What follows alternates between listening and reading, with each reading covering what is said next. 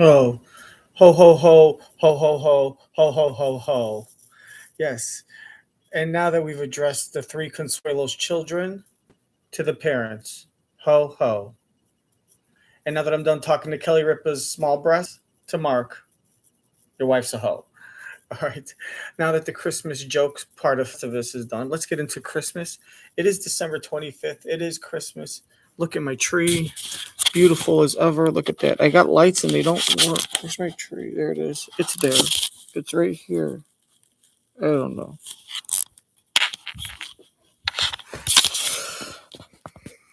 What the hell? Oh, here it is. There's the tree.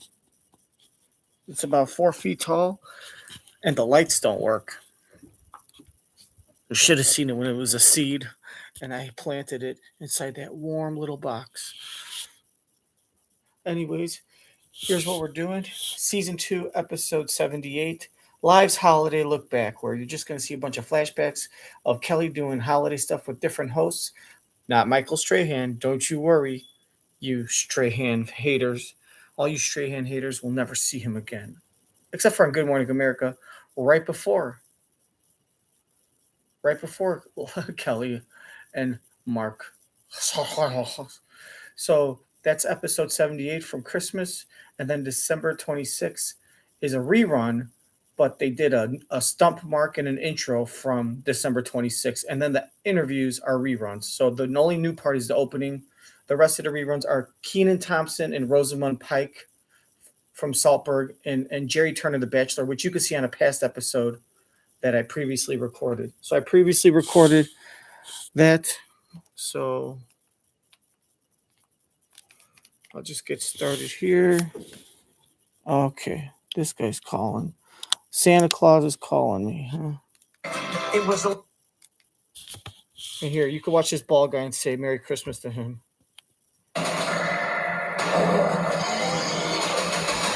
Series now streaming on Disney Plus. Watch ABC 7 24/7. Now wherever you stream.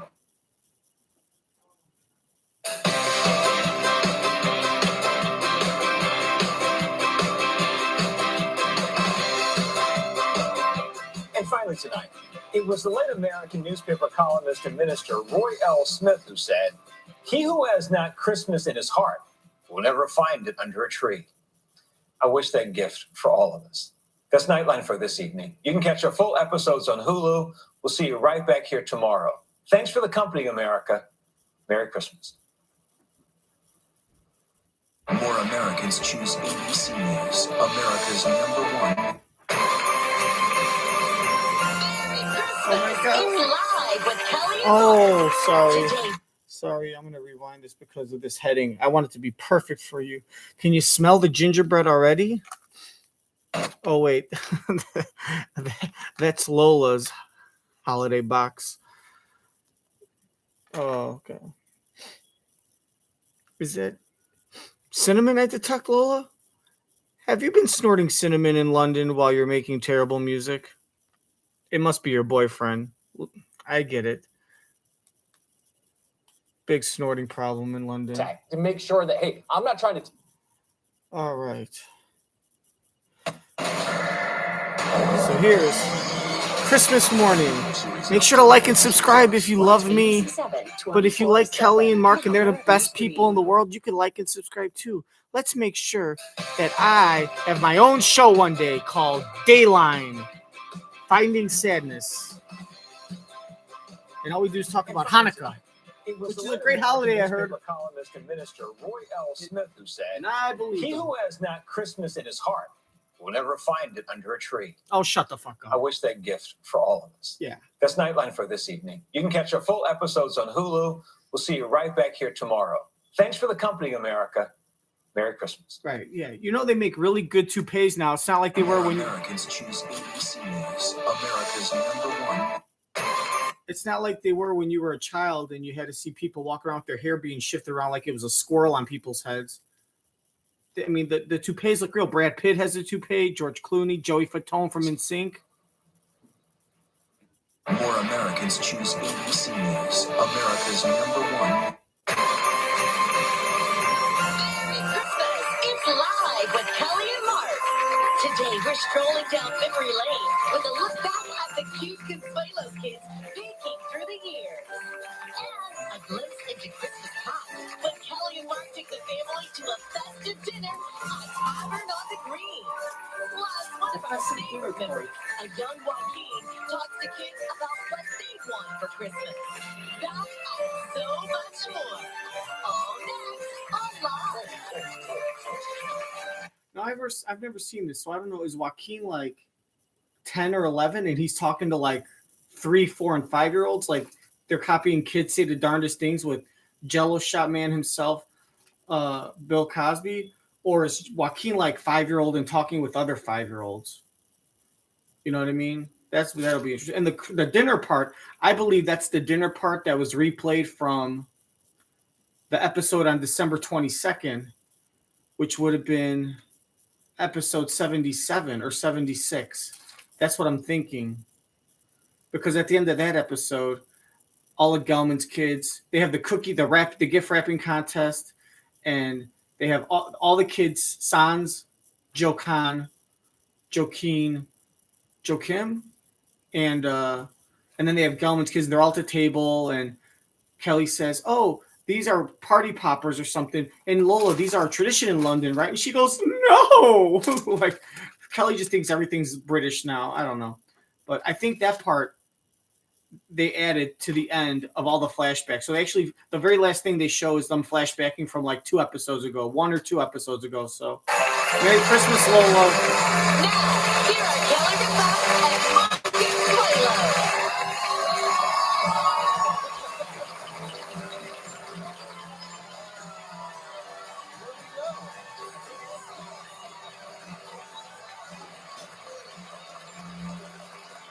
Good morning and Merry Christmas.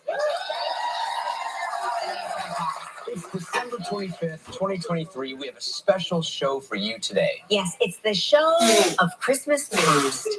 We're going to look back at our all-time favorite memories from years gone by. Like when Michael was really little and he came on the show to make cookies with you. Yes, and then I brought Lola and baby Joaquin on for a cooking segment. So cute. Such great memories. And we'll look back at the first time we sent you out to cut down a Christmas tree. And who could forget when Joaquin hit the streets to talk to kids about what they wanted for Christmas? Oh, I remember that. And what would the holidays be without the Gelmans and their chocolate cake recipe? Yes, minus the chocolate and the cake. and all the fun. Double chocolate. It's delicious. Plus, when you think holiday chef, you think of yours truly. So we'll show you me creating a feast with Chef Danielle Balloon. All right, so let's get started. This is Kelly with our kids through the years, and these memories are so really precious to me, especially. Take a look. Kelly's baking cookies. It's a lot of fun to have with your kids. It's so simple. It's so easy. And we do this every year, Michael, don't we? Michael, do we do this every year? Yes. Anything? Do you bake cookies with your mom? Yeah. Okay. Boy, have these kids been rehearsed or what? Let me. Already we're messing up because it says in the corner 2011. It says 2011, and that was 12 years ago. Michael is like 27, so he would have been 15. And obviously he's not 15. And Regis was dead in 2011. And if he wasn't dead, he was damn sure retired because she took over like 2002 or 2003 or something. So this must be 2001, and already I thought they fired the bad interns. They're telling me the good interns did this, or this must have been the last thing the bad interns did that they fired, that they showed at the end of the episode, like last week. They said goodbye to the 2 people, the guy and the girl, and said they were interning all year. They did such a great job. And I said, oh, remember I said, oh, that's their polite way of saying you're fired. Like like these are the 2 people that got fired. They had 10 interns and they hired 8 positions. These are the 2 that didn't make it. Looks like someone put too much sugar in someone's coffee one too many times. Huh? I told you, stop getting me frappuccinos. I said cappuccino. This has to be 2001 because he's got to be then 5 years old, maybe 6.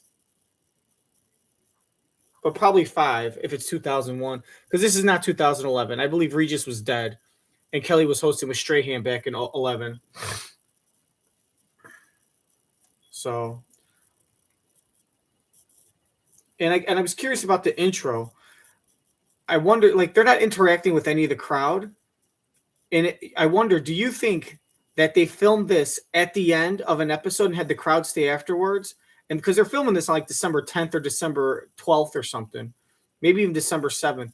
But the question is, the way it is, the editing, put in the comment section if you want.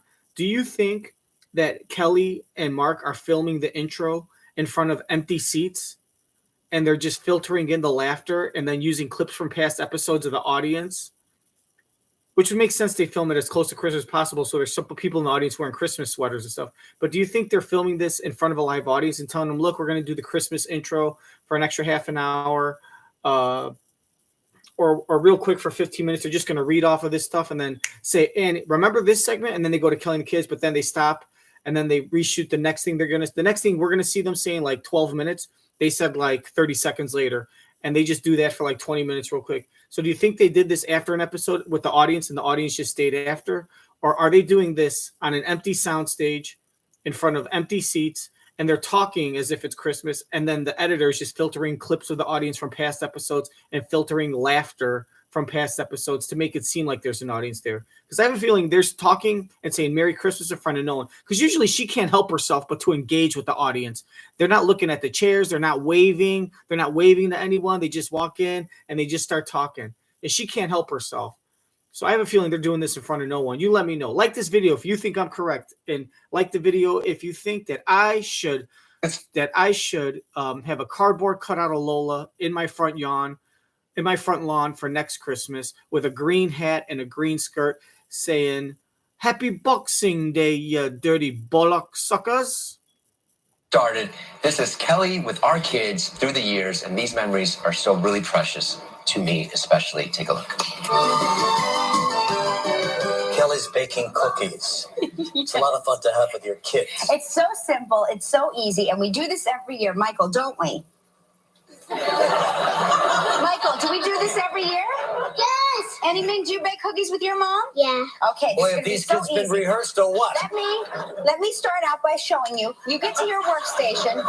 You go stand next to Uncle Regis, and he's gonna show you what to do. Okay? You show him what to do. I don't even know what to do. You want to take a half a cup of sugar. Take your half a cup of sugar, Annie Ming. Now watch this one, Michael. And put it into your bowl. And you're gonna mix this together. I know how to entertain this kid. Thanks a lot for putting the napkins out here. 1 egg. Do you want to? 1 egg, Michael. Michael, crack your egg. Crack your egg. There you go. He did it. You did it, Mikey. Mikey likes it. Very good, Michael. And then 1 teaspoon of almond extract or vanilla Not extract. good that I dropped it on the table. Yeah. Get That's that okay. Annie Ming, what happens if eggshell gets in your batter? What does that mean in China? It's good luck. It's good luck in China. That's right. Yeah, but here you choke on us. So you Okay, so you just pull it right out you like just this. pull it right out just like that. You put it on your baking You know, sheet. I got a great idea. Why don't we just go buy some? No, because this is fun. You do it as a family. These kids are having a great time. Look at their happy faces. Yeesh. It's funny to see how Kelly is acting now when she's younger. It was like in her first year, and seeing how she's just kind of like the assistant, and she just kind of like she just is so robotic. She's like, "Hey everyone!" Like she's reading off the teleprompter. She's nailing her mark. She's like trying to do everything in a certain time limit. Like Regis is all over the place. Regis is like, Gelman right now is pissed off at Regis because Regis always takes him over. Over means that they're delayed. Something that should take 5 minutes takes 7 minutes because Regis keeps on pausing the segment to make stupid jokes or to do this.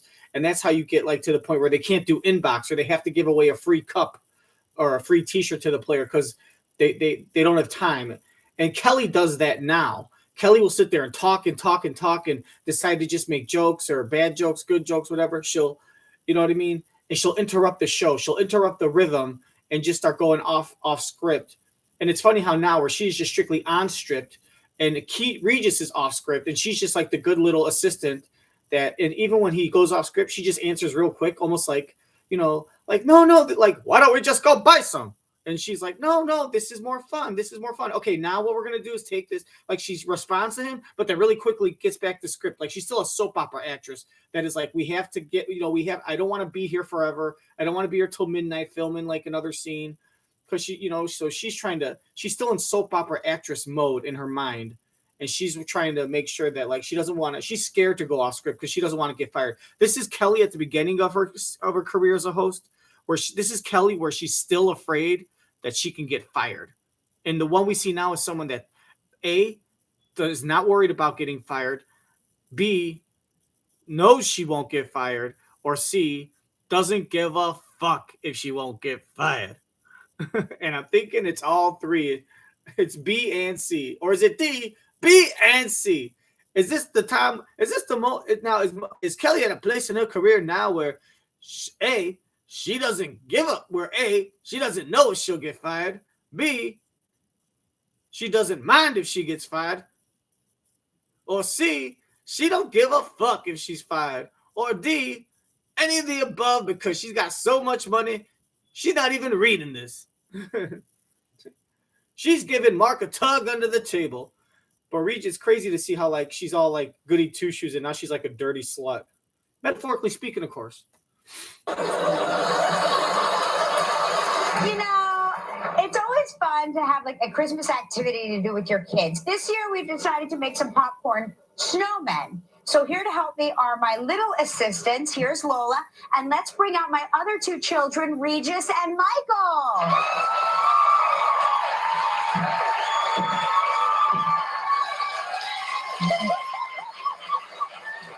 Keep mixing it, and then you're going to form balls. You're going to start making balls with your hands, and you got to really pack it together. Like a snowball. Right, like a snowball. Really, really pack it together. It's not easy. No.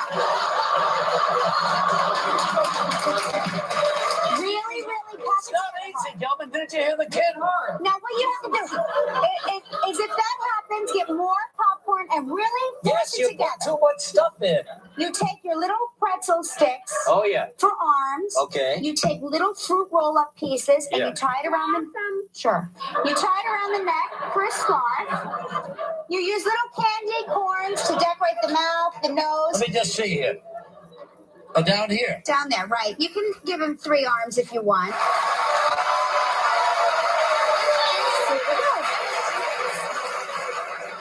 Can you stand up? You know, it's always fun to have a holiday activity to do with the kids. Excuse me. And if they have the flu, that's even better. Just kidding. In the past, we made Christmas cookies and popcorn snowmen. And where are you, Lola? Oh, hi. In the past, we made Christmas cookies, popcorn snowmen. But this year, we're going to make snowball cookies because making me sing on this show is just not punishment enough. Here, come on, Lola. You want to come up with Regis? Come on. Come on, let's make Christmas cookies with Uncle Reach. What's he like? Michael's up here. Look, he's eating cookies. You know what? Come on. Kelly, would you like me to hold Joaquin? Then you can hold Lola. You hold Joaquin and I'll hold Lola. Hey, That's a Joaquin, great you're my favorite. Okay, come on. Hands, sweetheart. Onto the paper. That's fine. It's fine. Just go like that. That's fine. It's fine. Thank you, Michael. Show the right. Lola's probably picking her nose. Onto the paper. That's fine. It's fine. Just go like that. That's fine. It's fine. Thank you, Michael. Show the right. You see, this is all done to punish me. That's the only reason they're here, really. Merry Christmas. It's a little Merry Christmas from the staff to me. Push that down, Michael. And these are really beautiful. They're really simple to do. You gotta put something on the front there. You gotta stick something on the front. What are you talking about? Yeah, honey, look. See? You gotta twist that on.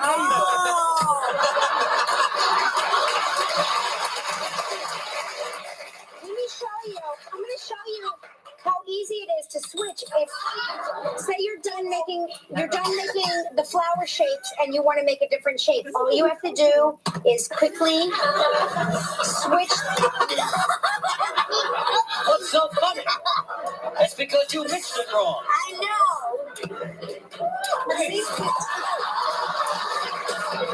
Wait a minute, what we need is a little more green. And you want it while they're still warm. You don't want them to cool too much. Where are the years? You know, Martin! I'm feeling laughing with you. Did I do a smile? Listen, let's keep it Okay, all done. What's next? What's next is you're going to shampoo these kids. That's what goes on in the Consuelos household every year at this time. And we're so grateful that Kelly brought us this.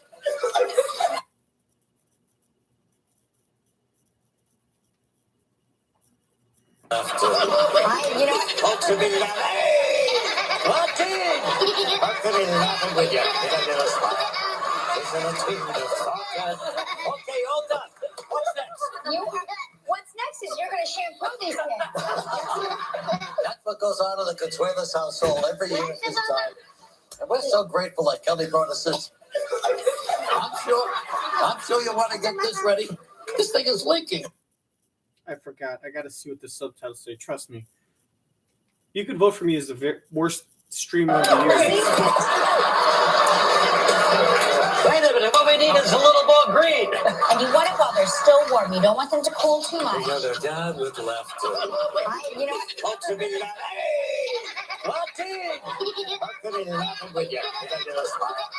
Listen, let's keep it Okay, all done. What's next? What's next is you're going to shampoo these kids.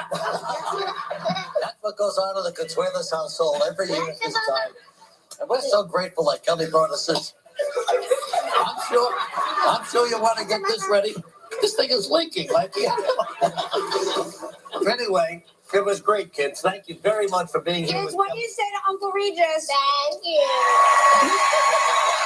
Oh, gosh, they're so little. They're so little and cute. I know. I miss that. I love Joaquin cracking up with the powdered sugar all over his head. Yeah, try that now. I know, exactly. Another really fun time was the baking segment we did from home in 2013. Take a look.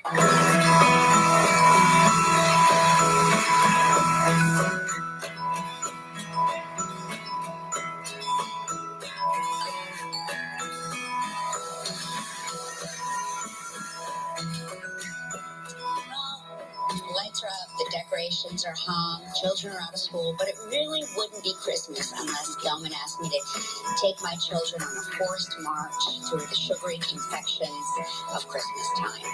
Okay, everybody's going to be together doing stuff. Buckle up, America, you're in for a real treat. These are them, the offspring. Children that you've all watched grow up on TV. We've done many fun-filled cooking segments together, haven't we? Look who's here. Yes. Look who's here. It's he. Yeah, okay. We're not going to mention that. We can't even cut. So, kids.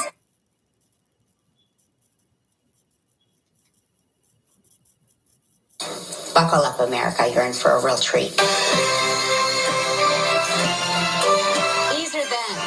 The offspring, children that you've all watched grow up on TV. We've done many fun-filled cooking segments together, haven't we?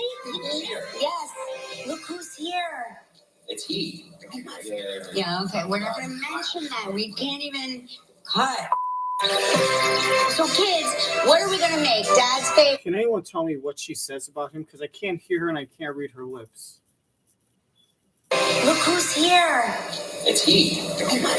Yeah, okay. We're not going to mention that. We can't even cut. So, kids, what are we going to make? Dad's. I guess he's got to be 16. What, is she driving or something? Fun-filled cooking segments together, haven't we? Did you get someone pregnant? Yes. Look who's here. It's he. Yeah, okay. We're not going to mention that. We can't even cut. Oh, I guess almost gone is what she said. Like almost gone. Like he's almost going to graduate high school and he's almost going to be gone out of the house, going to college. Look who's here. It's he. Yeah, okay. We're not going to mention that. We can't even cut. So, kids, what are we going to make? Dad's favorite, right? Yes. Mexican wedding cakes. He made them when he was little. Yes, no, never. But these are typically called Mexican wedding cakes, Mexican wedding cookies. They are so simple, even we can do it against our will on this show, right? Yeah. You guys ready? Let's do it. All right. Okay, so we've already preheated the oven to 350 degrees. So we're going to start with our food processor. Michael, will you grab the two baking sheets lined with parchment paper? We need 1 cup of pecan halves, and then put them right in here, Lolo, okay? Joaquin's now going to take a 1/4 cup of the confectioner sugar. Take that and just dump it right in there with the nuts. Now you're going to pulse it. Now, in a large bowl, put that in. We're making this look 5 times harder than it actually is. So you dump in 2 cups of flour into that bowl, okay? No. 2 full cups. A full cup. Like, make sure it's full. It's going down. Make sure it's full. We got it. Good. And then, this is the verb, a 1/4 teaspoon of the salt. Joaquin, here's your job. Whisk that. And Lola, Good. I need you to... and Lola, you could just sit there and watch and do nothing. Lola, you could just sit there and watch and look pretty with your wet hair, like you just got out of the shower, like you're trying to look good, like you're trying to look cute on camera for some boy at school. Okay? Yeah, Lola, you could just sit there and watch and then just reap the benefits. We're making this look 5 times. Lola, you just have to sit, you don't have to do anything. Just sit there and watch. Lola, you could just sit there and watch and then eat the cookies afterwards. All right? Let all the guys do the work and then you reap the benefits. I'm helping prepare you for what's going to be the rest of your life. Doing nothing and reaping the benefits of other people's hard work. It's harder than it actually is. So you dump in 2 cups of flour into that bowl, okay?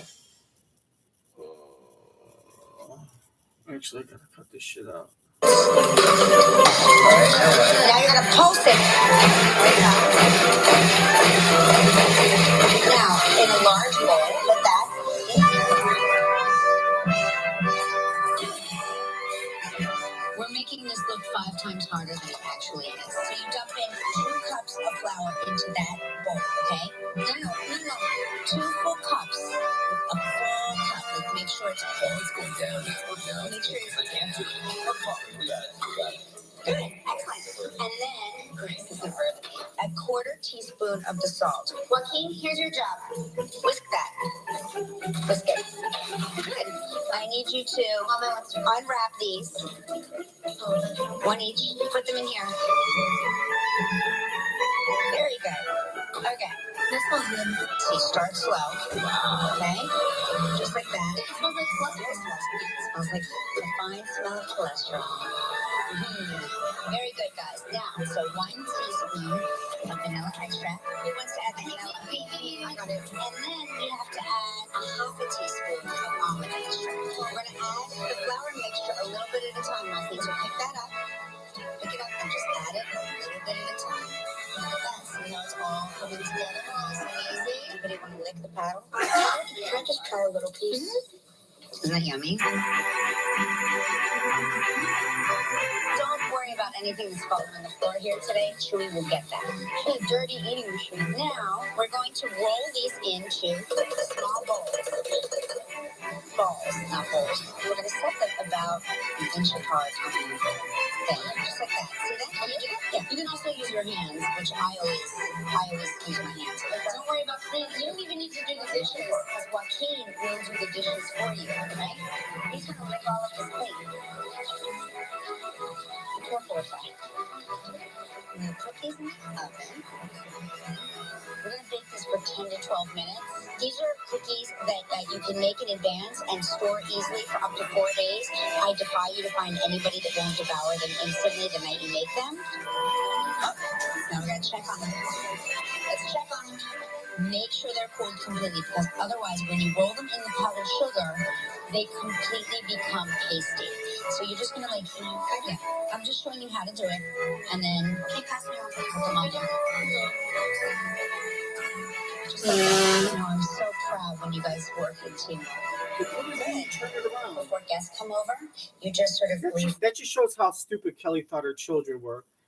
All right. She takes the cookie and puts it in, and when they want to do it, she stops them and says, no, I'm just showing you how to do it. You know, like I would be like, what do you mean you're showing me? I know how to do it. You don't have to show me. I know how to do it. You put the cookie in the sugar, you flip it over, and then you take it out. Like, why do you need to show me this? I'm not 3. But she's like, no, I have to show you children how to pick up a cookie and drop it in a bowl of powdered sugar and then flip it over. Watch, she actually stops. No, I'm just showing you because you won't figure it out by looking, And then by looking at what the previous ones look like. Or you can't use common sense. Like, Lola's wearing a D cup already. I'm pretty sure she could figure out how to get powdered sugar, how to get 100% of a cookie covered by powdered sugar. check on them. Let's check on them. Make sure they're cooled completely, because otherwise, when you roll them in the powdered sugar, they completely become pasty. So you're just gonna I'm just showing you how to do it. See, you don't need to show them. You put it in there and you flip it. Just like that. I'm so proud when you guys work in team. Good. Before guests come over, you just sort of refresh your powder a little bit. Ooh, I like that. Ooh, I like that. Well, was this fun? Family bonding time? Yeah. My kids made some beautiful cookies. You just want to eat them. You guys did great. Proud of you. We got him in the video.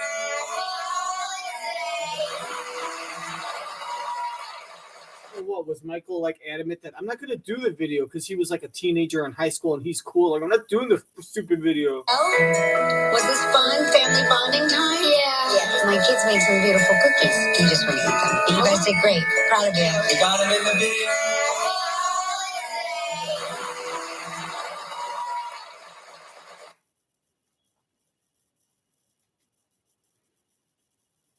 We got him in the video.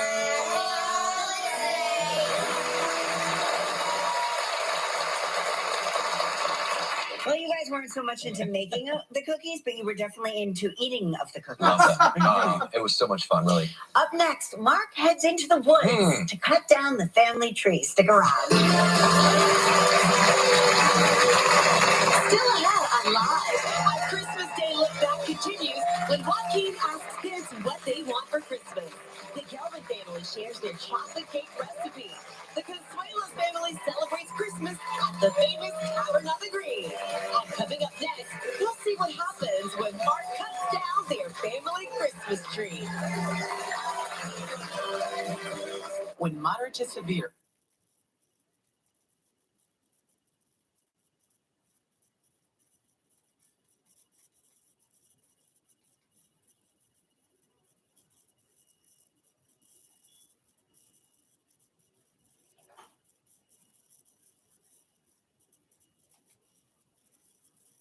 Pfizer, wishing you a happy and healthy holiday season. Well, more holiday highlights for you. You know, years ago, way before Steve Patterson was born, we sent Mark out to cut down a Christmas tree all by himself. Yes, it was 2009 and headed deep into the forest, armed with only a tape measure. Take a look.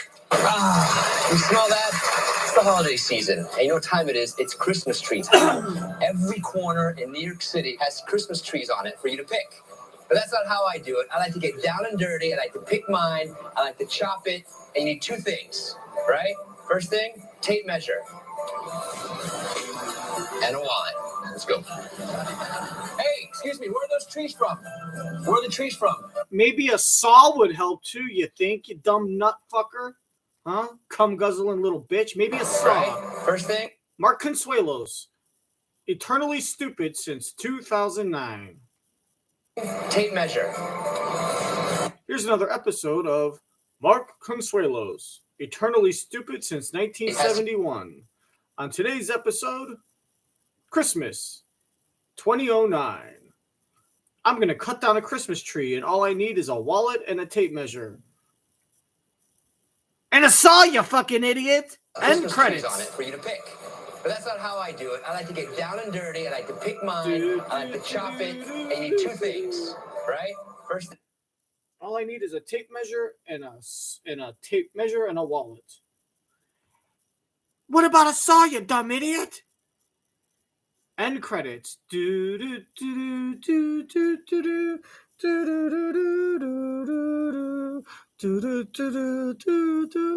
That's it. Just little episodes like that. little 60-second episodes. half of which are credits. Tape measure. Join us again for another episode of Mark Consuelos, Eternally Stupid since 1971.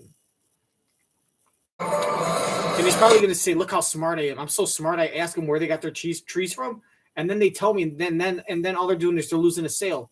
They tell me where I tell them, I ask them where they get the trees. They tell me. And then I go to the farm and I get my own. And I save money. They lose money. They're so stupid. I'm so smart. And a wallet. Let's go. Hey, excuse me. Where are those trees from? Where are the trees from? From the forest. They're from the forest. Classic New York. The right Christmas tree is serious business. It's so New York. Isn't it how serious it is? If I bring home the wrong Christmas tree, it's a bad deal. A couple years ago, I went and got a Christmas tree. It was too short. It was so short, I had to stack bricks in my house to raise it up. And Kelly also said that it may or may not have smelled like cat pee.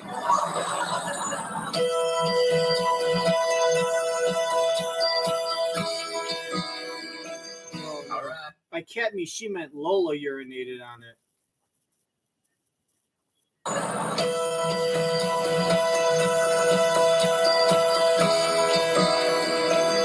All right. After a short little 45-minute drive out of the city, we are here at Wilkins Tree Farm. Trisha? Hi. Hey. Mark? Hi, Nice to meet you. I need a tree. Okay. Do you have trees here? I have a few. We'll go out to the plantation. We'll take you out on the tractor. How many trees do you have out there? There's about 10,000 trees out there.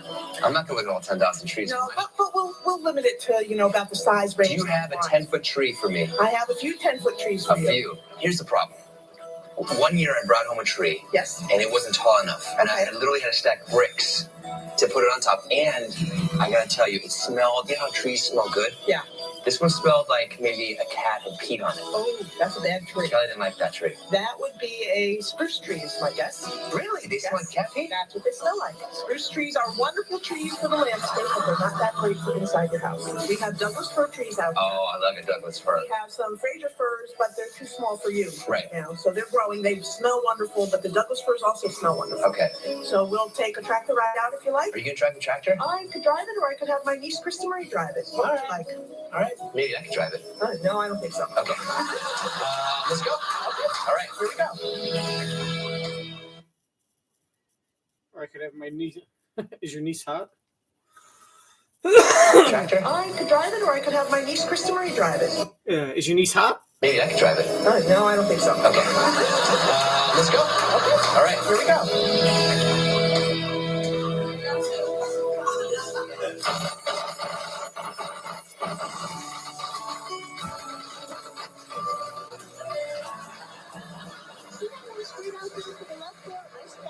Yes. That's what they call? Yeah. So I'm thinking that you might find something there. This is for you. Now, how do you start this? Yeah. This is This is elbow grease. This is a beautiful tree, but it's too small. Too small. I need a taller tree. We have a high ceiling. I see some nice big tree. We need a taller one. We have a very high ceiling. We're very wealthy. Very wealthy. Big ceiling. Like Manhattan. But it's too small. I live around the Jews in Manhattan. I need a taller tree. I have a very high ceiling. We're very wealthy. We have 62 neighbors in our building that are Jewish, and it's a 70-unit apartment. Yes, I live in Manhattan with all the Jews. I see some nice big trees coming up here. It's beautiful, but how tall is that?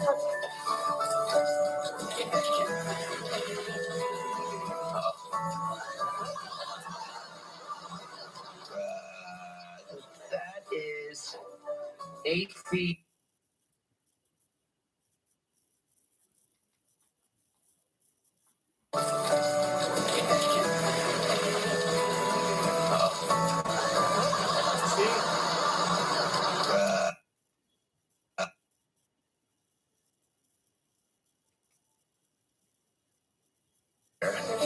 It's beautiful, but how tall is that?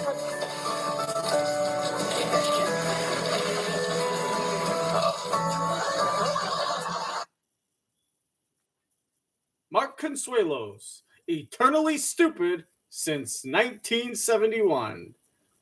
End credits. Da da da da da da da da da da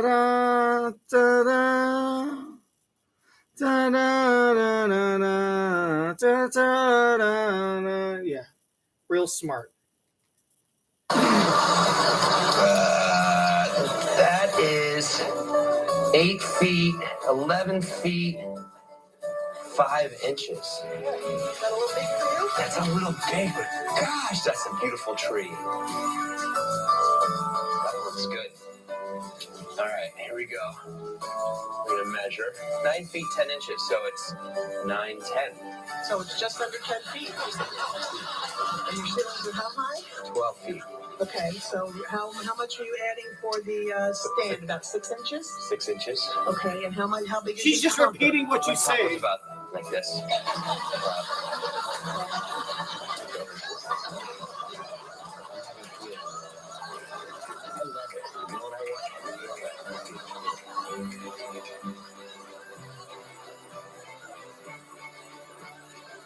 I think I found my tree. Should we cut it? I think we should. Would you like to do the honors? You know what? It's like a wedding cake. Okay, yeah, I'll absolutely. start. You take the first time. All right. Let's go.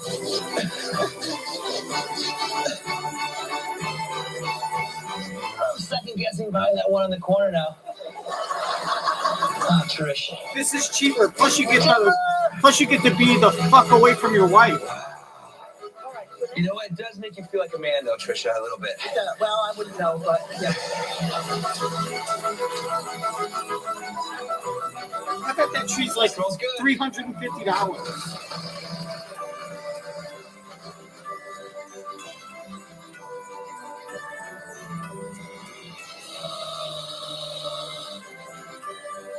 It's almost like giving birth. That must be the I think hot somebody niece. might have a different opinion about that. I'll go on in and get some hot cider. Yeah. Oh, now she's gonna give him cider because this is the part where she gets extra advertising. It's almost like giving birth. No, I think somebody might have a different opinion about that. I'll go on in and get some hot cider. Yeah.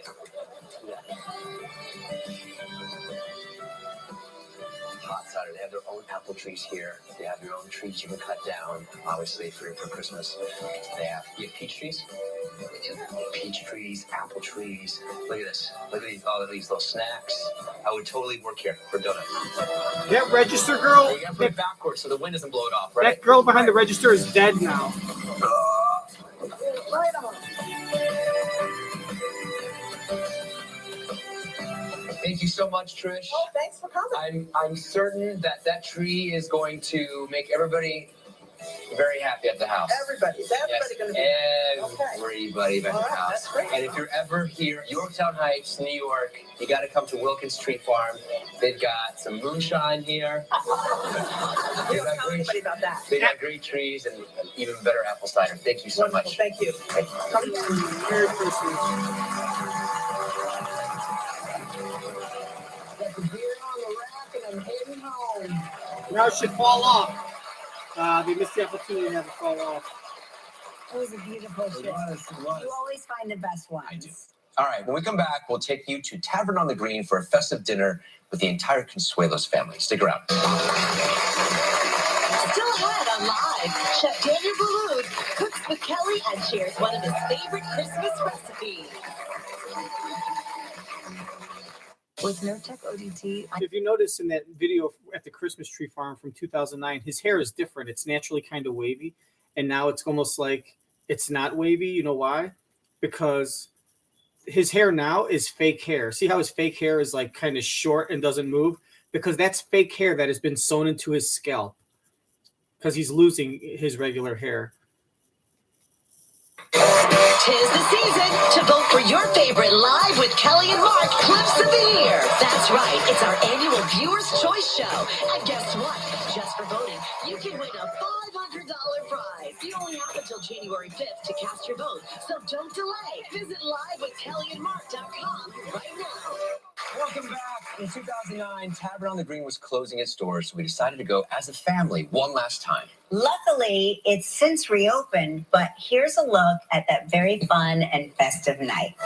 This is it, everybody. This is the man of the hour. This man chopped down this tree. If you were to rank this 1 through 10, what would you say? This is a 50. There is no 1 through 10. Does it smell like pee? Cat It pee? does not smell like pee. It smells like tree. Like cat tree. It smells like tree. Tree. Very nice. It's beautiful. Proud of you. Thank you. And you're a very nice guy. Ooh, we're gonna have sex Kids! tonight. Oh, there they are. Look, they're all dressed up. They're all dressed up.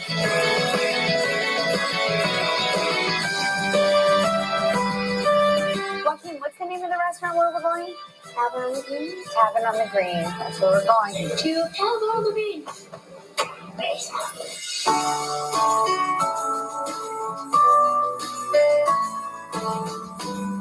So here we are, world famous Tavern on the Green, and the kids are excited, right? Yeah. Let's go eat. Come on. So for years, ABC and All My Children used to have their Christmas party here, and we would get all dressed up and come. First thing you should notice when you walk in is how magnificent this place is. It really is beautiful. The chandeliers are gorgeous.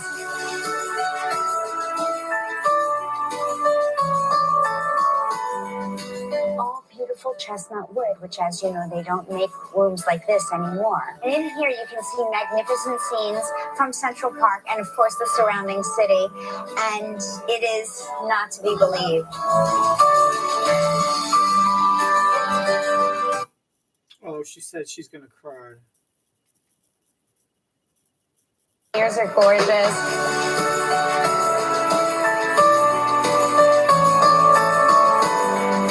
All beautiful chestnut wood, which, as you know, they don't make rooms like this anymore. And in here, you can see magnificent scenes from Central Park and, of course, the surrounding city. And it is not to be believed.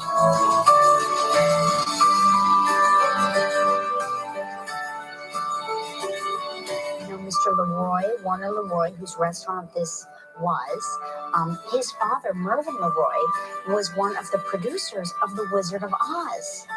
And so, what do you think about this lion? Where do you think this lion is from? The Wizard of Oz. The Wizard of Oz. It reminded him, Mr. Leroy of The Wizard of Oz. So here it is in the middle of Central Park. So this is the Crystal Room.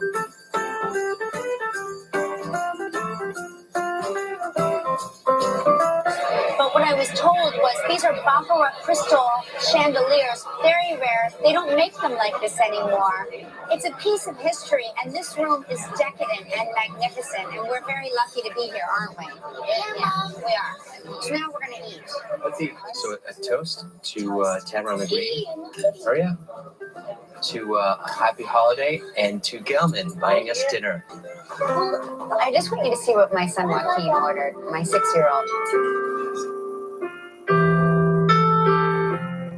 Salmon. She's got a full of. Oh, it figures Lola would be eating. It figures Lola would be asking for a big wiener. And here we see when it started. Everything they got. Joaquin, the youngest child, is eating shrimp cocktail, but yet, no, his older sister wants a big wiener.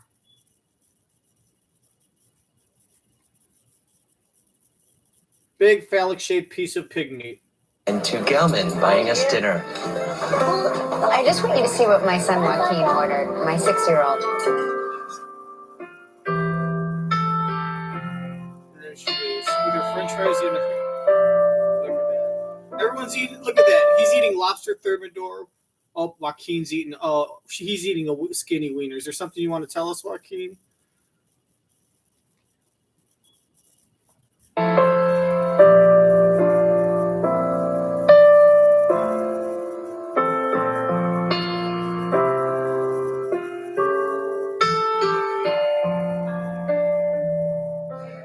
it was pretty nice of Dad to let us out on a school night, so we're going to go into the gift shop and give him a present, and maybe we'll get your brother and sister a present as well. What do you think about that? Can we get me a present? Okay, great idea.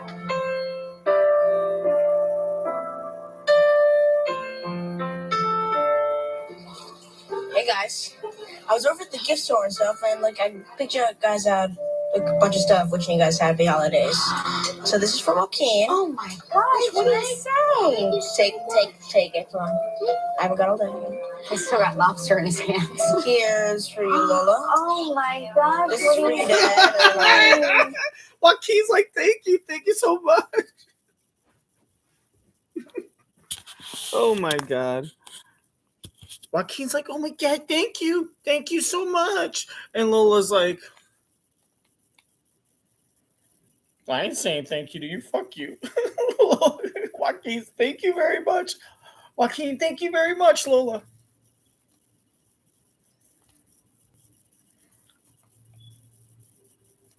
Oh God, stop giving me stuff. Does she struggle to show affection? Is that what we're doing? And Joaquin shows a little too much affection. Maybe. Hey guys, I was over. You know what that shows? That Lola's the one that's not going to get into the van to help someone look for their dog. And while Lola's not going to get into the van to help someone find their dog, Joaquin is chasing down vans full of strangers, saying, "Hey, got any candy? Need any help finding any lost dogs?" It's funny. And so while Lola is the type that will, so even though you might think this is a negative personality trait, it is actually positive. Whereas Lola is the type that will not get into a van with a stranger to help them find their lost dog. Joaquin, on the other hand, is chasing vans full of strangers, screaming at them, "Hey, got any candy or lost dogs? Hey, excuse me, sir, you with the glasses and the big beard. Got any candy? You got any candy? Do you need help finding any lost dogs? Excuse me, sir. Stinky fellow. You in the black van. Got any candy? Have you lost any dogs? Got any candy? Have you lost any dogs?" Yeah. We'll just edit that out. Stuff, and I picked you guys out a bunch of stuff wishing you guys happy holidays. So this is from Joaquin. Oh my gosh, what did he say? Take it. so Come much. on. I haven't got all day. He's still got And then lobster in Lola his takes hands. it. Here's for you, Lola. Oh my gosh. Oh, This is for she you, said Dad. thank you. Here's yours, Mom. I will treasure this. Come on. I got my Ukrainian egg because Michael wanted to show me what one actually looks like that I didn't make. Happy holidays, everybody. You guys, what do you say to everybody out there? Happy holidays. No, screw you. Bye, Hong Kong. I'm so glad to have it on the Green reopened. It's such a special place. It is. When we come back, the Gelman family shares a chocolate cake recipe that's just perfect for the holidays. Stick around. Still ahead of live. Joaquin hits the streets to ask kids what they want for Christmas. Welcome.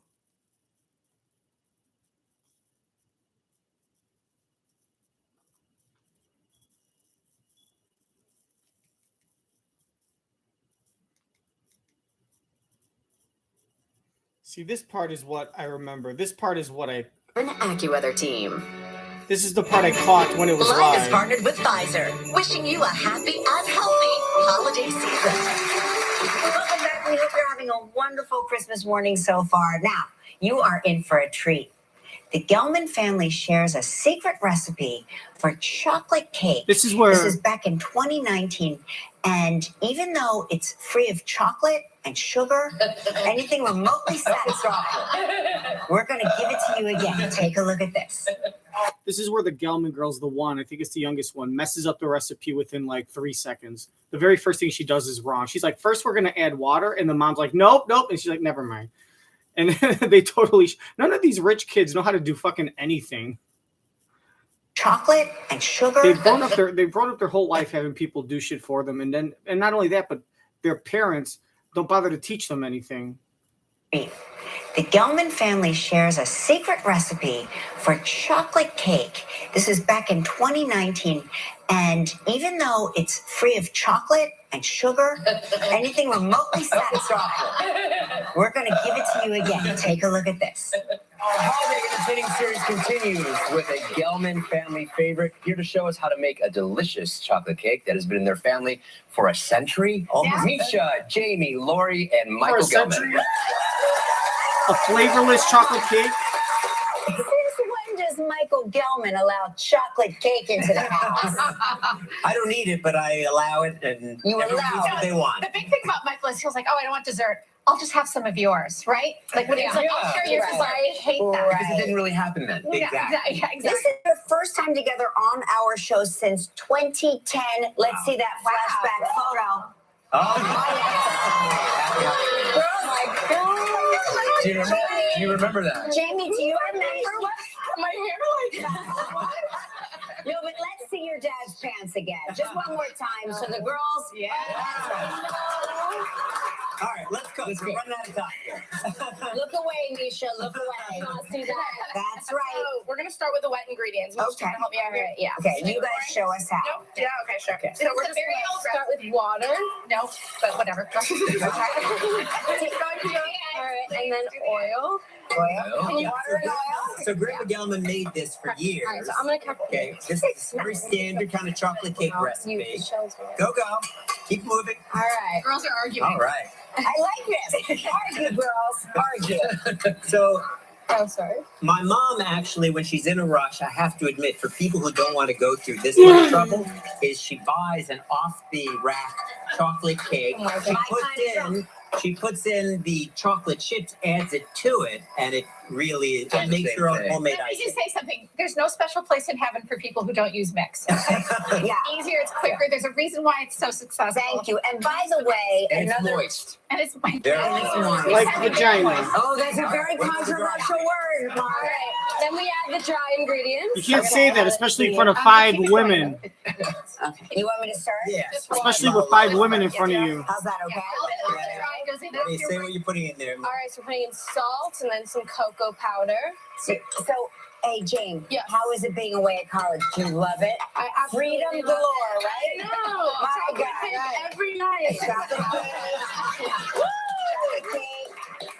Right? And then, hey, Jamie, do you know what hard seltzer is? You could tell because she's been eating a lot of chocolate cake because you could see she's starting to get the second of her 3 chins. Yes, she does.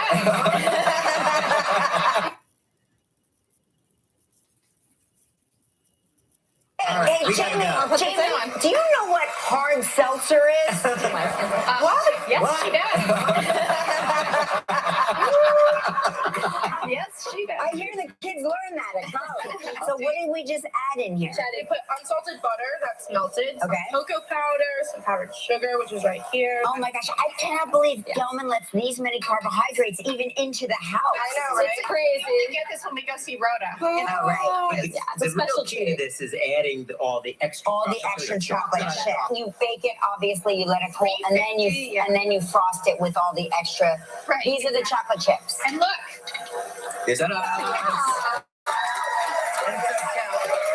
We found pictures growing up You of found all the pictures? girls, including Lola, eating this icing. This very cake. Yes, this cake and eating all that. Oh my gosh. Yeah. Oh, look. Yeah, There they back in the day. are. Oh my gosh. Gelman's, it is so. Oh, isn't that just so sweet? It's like a platypus. Oh my gosh. Yeah. Oh, look. Yeah, There they back in the day. are. Oh my gosh. Gelman's, it is so great to see you all together. And Jamie, welcome home. Actually, I'm surprised Gelman allows chocolate cake in the house. Well, it did look delicious, Gelman, and now I'm hungry. So thank you. When we come back, Joaquin talks to kids about what they want for Christmas. Stick around. Stay social with us. Follow us on Facebook, Instagram, TikTok, or subscribe to our YouTube channel. See all your favorite moments and everything you might have missed. I think maybe you're a penguin. Why? Penguin parents take more than 10,000 tiny naps a day. Next live, Rosamund Pike, plus the Golden Bachelor and his fiancé. I know what it's like to perform through pain. What about Twitter? Can I follow you guys on Twitter? Because that's what I use.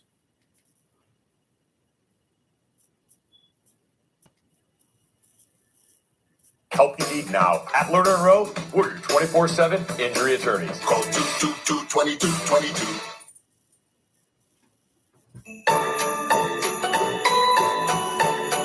Every holiday season, we do this special dinner called the Drummer Boy. Our grandfather started it when we were, 3 years old? Our grandfather would give us tequila and we all get all and the then give us peasants would body get a lunch from massages youngest and to say we were oldest, playing and he'd been on spa. Bing Crosby's Drummer Boy on repeat, and we'd march with him all around the house. And now we do it to this day with our kids. We even got the neighbors marching last year. Oh, we did. So my favorite holiday memory growing up was we Running put away out- from home and having my sex sister with my and I put out cousin, milk and cookies Sabrina. for Santa Claus on Christmas Eve. And my father came over and said, go get the meatballs and a glass of wine. Santa ain't gonna eat this. He had a long day.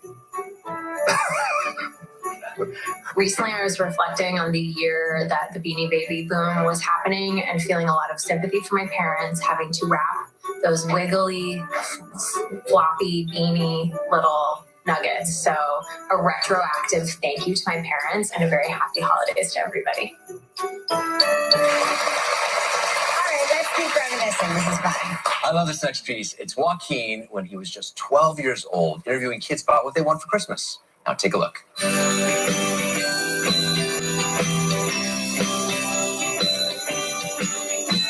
It's Christmas time, and around Christmas time, I always have so many questions, so I hit the streets and see if I could find any answers. Hi, my name's Joaquin. What do you want for Christmas? A telescope and a pirate ship. I'm gonna ask for a gerbil, a new kitty, and I might get one. What do you want for Christmas? For you to get out of my face, you bitch ass. Dog, iPad,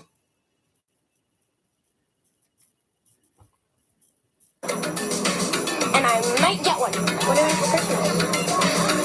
A dog, iPad, Harry Potter, Lego set.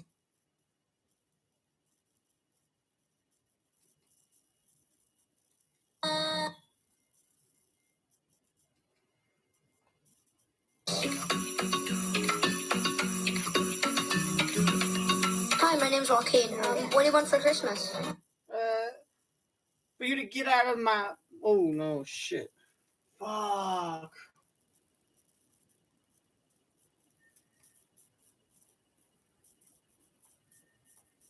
Hi, my name's Joaquin. What do you want for Christmas? For your bitch ass to get out of my face. A gerbil, a new kitty, and I might get one. What do you want? Fuck you. iPad, Harry Potter.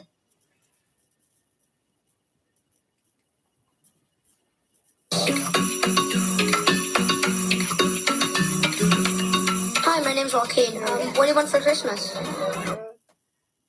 For you to get your bitch ass out of my face. I'm gonna ask for a gerbil, a new kitty. Because that's what my mommy always gives my daddy. Fuck you. iPad, Harry Potter, Lego set. Xbox, but I'll probably never.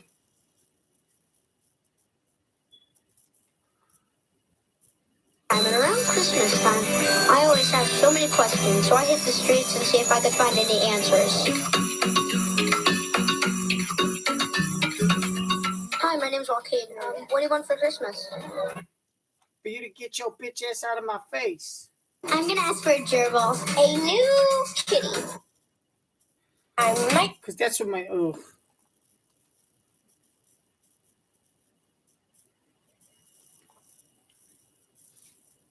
Until.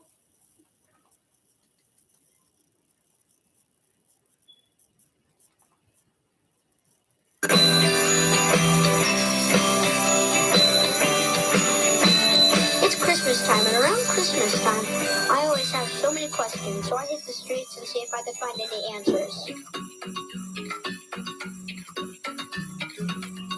Hi, my name's Joaquin. What do you want for Christmas? How about you get your bitch ass out of my face?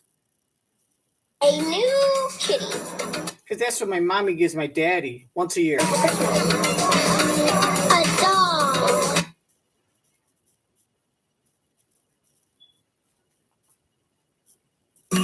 Hi, my name's Joaquin. What do you want for Christmas? You to get your bitch ass out of my face. I'm gonna ask for a gerbil. I want a gerbil too, to put up my dad's ass. What do you want for Christmas? Fuck you. iPad. Can you leave me alone, please? Xbox, but I'll probably never get it. Have you ever seen Santa? Yeah, he's up your mama's ass. Jacket. He has roses. Well, he's really fat and. And my mommy likes to jerk him off. Have you ever seen Santa? Yes. He has a red jacket. He has roses. Well, he's really fat and he has rosy white beard. I actually saw Santa Claus on a plane once. His face looks like he has a big white mustache, and he's like jolly and happy, rosy cheeks. Well, you know, he's kind of chubby with like lots of hair. Yeah, he has lots of hair. How many elves do you think it takes to make all those toys? 250,900. Probably 15. I think 15. I think 10. Yeah, I don't even have words for the number. Are you gonna buy your mom and dad a present? Maybe. What do you think it's gonna be? Can I suck your dick? Can we suck your dick? Have you ever heard of a threesome? Yeah. It's when the three of us get together and do adult stuff. Probably just nothing. Can I suck your dick? Nothing, because I'm Jewish. And I wanna have sex with you, Joaquin. Fuck you. What are you gonna leave out for Santa on Christmas Eve? I'm gonna leave him a jelly ring that's chocolate on the outside, jelly on the inside, and then I'm gonna leave him ginger ale. Nothing. You know how everybody says everybody leaves ginger cookies for him on the table at night? No wonder he's such a chubster. Fuck you. I think he should lose weight, so I'm gonna give him carrots. What's your favorite thing about? What's fellatio? Same with me. My thing about Christmas is that I can spend time with my family and get presents on Christmas Day. Man, get your bitch ass microphone on my face. Pick up your parents and being like, hey, look at what I got. I like to leave myself naked in your bed for Christmas. Having threesomes with you. Maybe you could come over and like cookies. Do you want to see me try bikinis on? Yeah. Merry Christmas. Merry Christmas. Fuck you. Merry Christmas. Joaquin's our boyfriend. That was great. Yeah.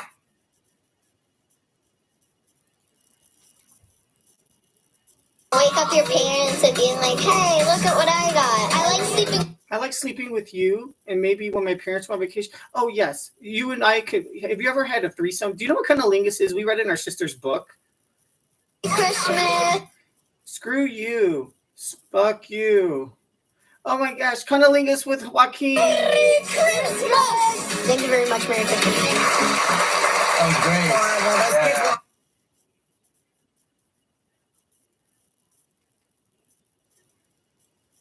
Carrots. What's your favorite thing about Christmas? Decorating the Christmas tree. Same with me. My favorite thing. Yeah, those girls definitely liked him. Fuck you.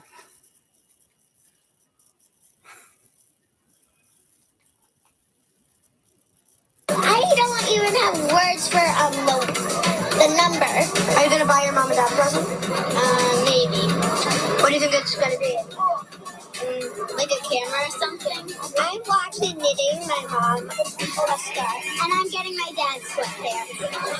Probably just nothing. I just make something. Nothing, because I'm Jewish. I'm gonna buy my mom something that I can't tell you. Nothing. What are you gonna leave leave out for Santa on Christmas Eve. I'm gonna leave him a jelly ring that's chocolate on the outside, jelly on the inside, and then I'm gonna leave him ginger ale cookies. You know how everybody says everybody leaves ginger cookies for him on the table at night?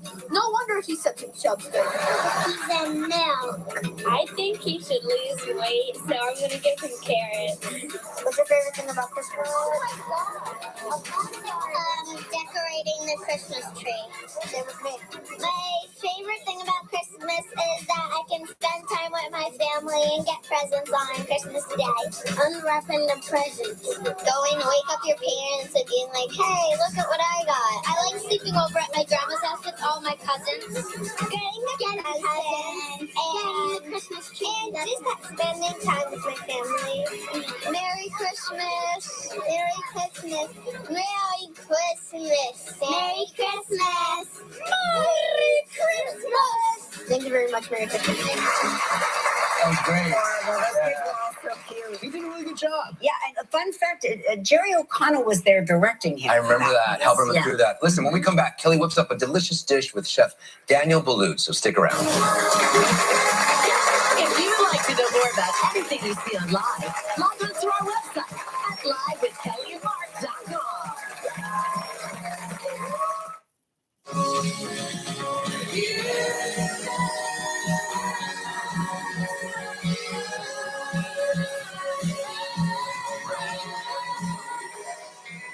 Pandora loves Unboxed. Want luxury hair repair that doesn't cost $50? This guy so much because it's like, I mean, this is so aggressive, so passionate and everything. But listen, you tell your guys, we're going to go down. We're going to go down.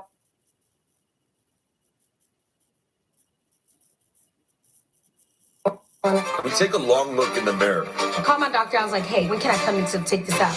This is the most dangerous operation in America right now. Investigative reports. The fact that there's a camera here right now. Filming us. Makes us sitting ducks. Warren thinks he's God, and they think he's God. Across the country, around the globe. This is Impact. From America's #1 news comes the all-new ABC News app. If you love being in the know, you're gonna love this. Experience the all-new ABC News app. That's a pretty tight spot. Watch this. Your Buick parks itself. That's so you. Of course you know where we're going. That's so you. I got a 6 cents. And a head-up display. They're here. At the heart of every Buick SUV is you. Just announced for this holiday season. Get 1.9% APR. Plus, current eligible non-GM owners get up to $1,750 purchase allowance on 2023 Buick SUV models. Plus, no monthly payments for 90 days. Cherish holiday football on FanDuel with instant withdrawals if you win. Because soon, it'll just be March. Bet $5, get $150 in bonus bets if your team wins. FanDuel, America's #1 sportsbook. Diamonds, the jewelry exchange's lowest price ever. Half-carat pendants, $249. 1-carat studs, $299. 2-carat solitaires, $14.90. Thousands of GIA diamonds at their lowest price ever, guaranteed. The Jewelry Exchange, Villa Park.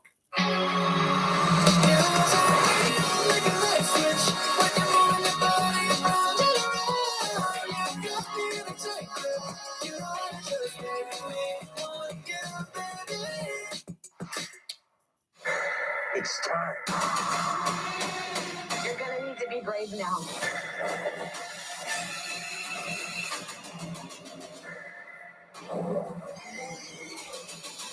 Series now streaming on Disney+. It's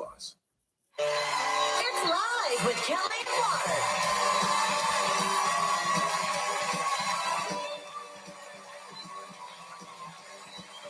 Today, from the new film Saltburn, Rosamund Pike, plus the Golden Bachelor and his fiancé, Gerry and Theresa. Also, a performance from True Holcomb and the Neighbors. All next on Live.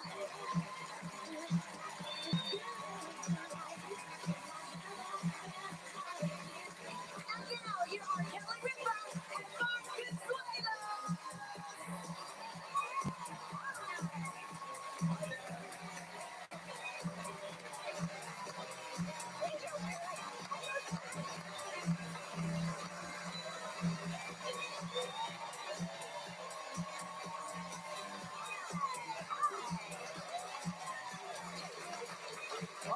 Tuesday, December 26th, 2023.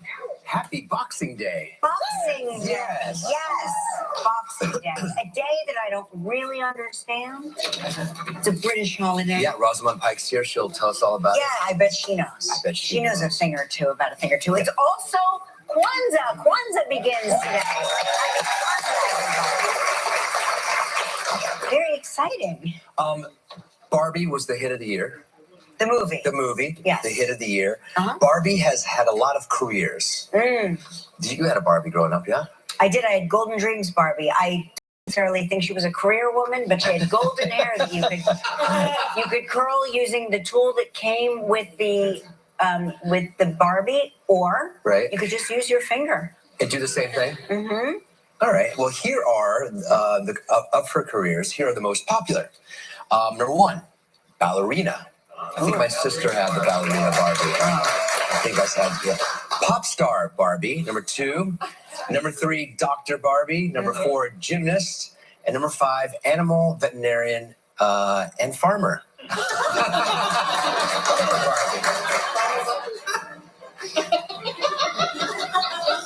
Is that all one? Is that all one? Animal, veterinarian, farmer? I think so. I think, yeah. All right. Multi-hyphenate. Yeah. I like it. Baker and chef is number 6, rounding out the top 10. Teacher, 7. Astronaut, 8. CEO, entrepreneur, 9. And president, 10. President Barbie. President Barbie.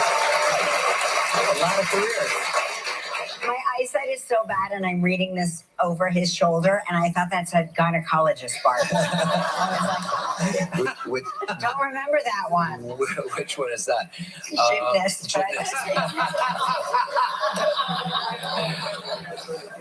Since 1960, Mattel's iconic doll has enjoyed 250 careers. Wow. Incredible. Yeah, I remember. Well, I mean, it's not even, it's a collectible Barbie. I have one that was given to me as an adult that I saved, just to have. It's a Dion von Furstenberg Barbie. So Barbie is in a wrap dress, which is not really a career, but it's still, That's a collector's item. Yeah, it's a collector's item. Very cool. Keep it. I love adult toys. I mean, you know what I mean. Can we call you? You know what I mean? I love toys. Yeah. Give it to me as an adult because I appreciate them so much more. Because if somebody had given me Dion von Furstenberg Barbie as a child, I would have cut off her hair. I would have taken off the wrap dress. I would have wrapped her in toilet tissue, given her weird makeup. And set her on fire. This is interesting. The buddy honeymoon. With many couples marrying older or living together first, post-wedding travels have become more of an opportunity to discover a destination with friends.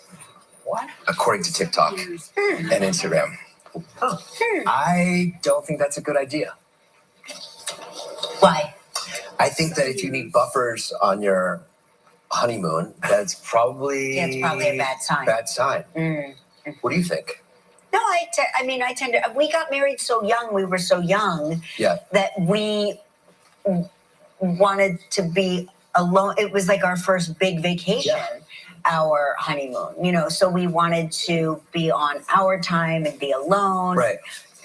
Have it be very romantic. But if you married somebody else now, I would certainly show up just to watch it. Great, we're getting married. Great. Who are we bringing? My ex. Right. Where are you going on your honeymoon? I want to make sure I'm there in the cabana next door. It's really fun. Yeah. You love my ex. She's a good time. That makes sense. Wait. I guess that makes sense. If you older, maybe it's not your first marriage and you want to go have a party with some friends, I guess that could be cool. Yeah. All right. I changed my mind. So, the coastal grandma fashion? Oh, yeah. Yeah, what is that? Sweats. Well, you don't recognize recognize it as coastal grandma, but I'll give you an idea of what coastal grandma is. How I dress usually every day when not on TV. Okay, got it. So I dress like but I've dressed like a coastal grandma since I was in my 20s. So when people started saying, oh, there's this new thing called coastal grandma, and my daughter Lola said, Mom, that's how you dress every day. And I go, thank you. You know, right, I don't know why the coastal grannies are getting all the dap for inventing a look that I've worn for decades. Anyway, there's a new look for our inspiration in 2024. It is called Grandpa Core. Oh. Okay. So Grandpa Core is retro streetwear, chic cardigans, sweater vests, vintage loafers, slouchy sweaters, tweed blazers, chunky sneakers, denim, and customized clothing. By the way, I also invented that look. I cannot say it enough. This is Grandpa Core. I like that. Okay. That's cool. Grandpa Core, another one. Again, I'm saying that is... 1 second. I'm going to pause this real quick.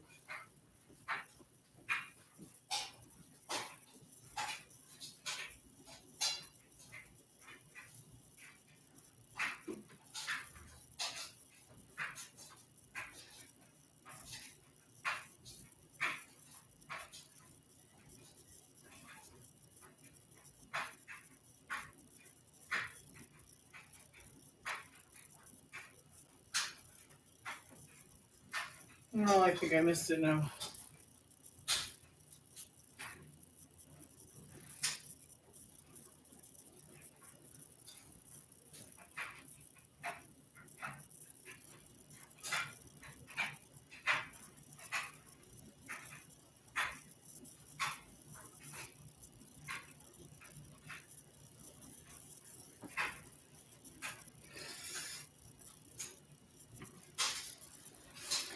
Oh.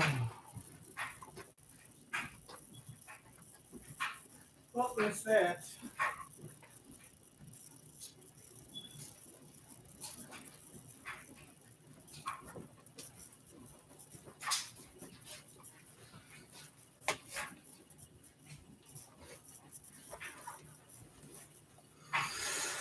Well.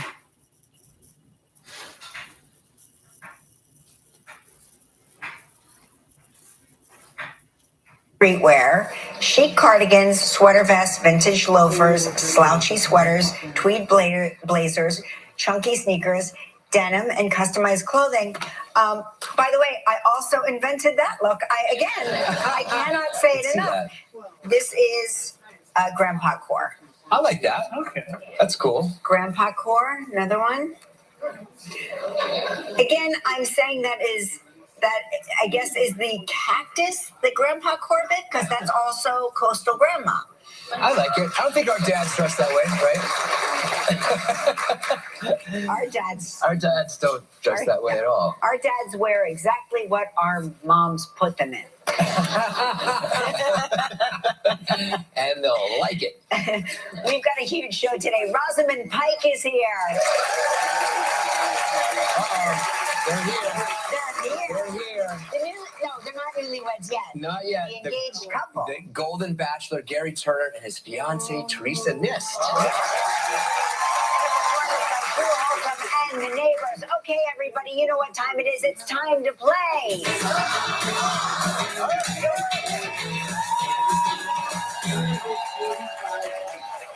All right, let's say hello to Brianne Coates from Singer, Wisconsin, who watches the show on WISN. Good morning, Brianne. I think it's Good morning, Kelly. Good morning, Mark. Oh, yes. Good morning, Brianne. How you doing? I am doing great. All right, you know how this game is played, right? We have we've given you she's given us. She's given us two statements. One is true and one is false. We've given you two gifts. And the neighbors. Okay, everybody, you know what time it is. It's time to play.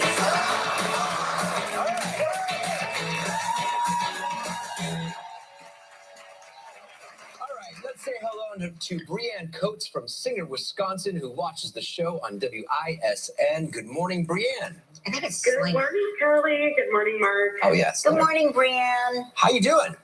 I am doing great. All right, you know how. What are you slinging there in Slinger, Wisconsin? You slinging homemade meth? That sounds like a meth town.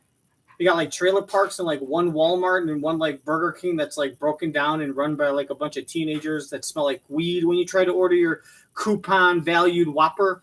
It's ran by a bunch of teenagers who reek of weed when you try to use your expired coupon to buy a Whopper.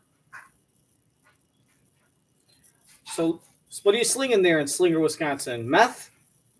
Huh? A little underground pill, someone pretending they have a pain? That looks like a meth town. That sounds like a meth town, Slinger, Wisconsin. What do you got, like 4 trailer parks but only one fast food restaurant? It's a Burger King, and it's a Booger King. Like, it's a Burger King, but the R's missing. And it's like, and it's like half the roof is like leaking, and you walk in there and it's run by like a bunch of teenagers and college kids that reek of weed when you try to use your expired coupon to buy one Whopper, get one free.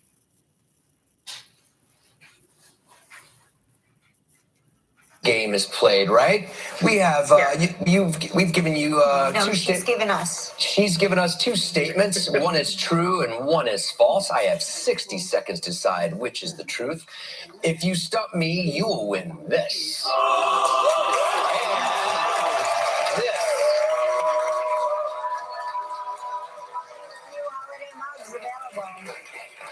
The final few, right? That's it. Just a few holiday mugs left. All right. Yes. Here are your 2 statements. My husband and I like to try. So now it's 10:30. So now I might have to. So hard to wait like 45 the truth. If you stump me, you will win this. And this.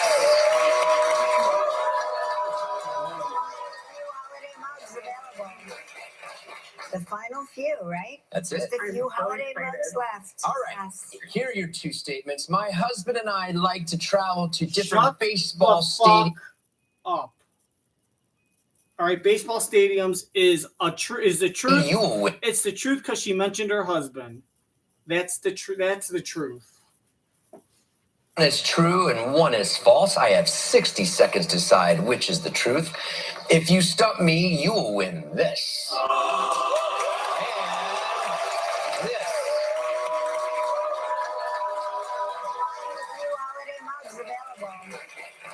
The final few, right? That's it. Just a few holiday mugs left. I'm so sorry, guys. Dislike this video immediately. If not for me constantly rewinding it, do it for that ugly ass fucking blouse that Kelly's wearing. Right? If you're not gonna dislike this video because I suck, do it for Kelly's ugly ass fucking blood blouse. WISN. Good morning, Brianne. I mean, Jesus Christ, is that the same fucking blouse Cruella DeVille wore when she fucking one of her bestiality puppies fucking died from AIDS, and she celebrated on Galentine's Day? Give me a fucking break. Did you find that at the fucking thrift store for fucking 40 cents, hidden under a bunch of Jets? Good morning, Kelly. Good morning, Mark. Under a bunch of Jet vinyl records and fucking members only jackets. Holy shit! Good morning, Brianne. How you doing? I am doing great. All right, you know how this game is played, right? We have we've given you No, 2 she's given us. She's given us 2 statements. One is true and one is false. I have 60 seconds to decide which is the truth. If you stump me, you will win this. And this.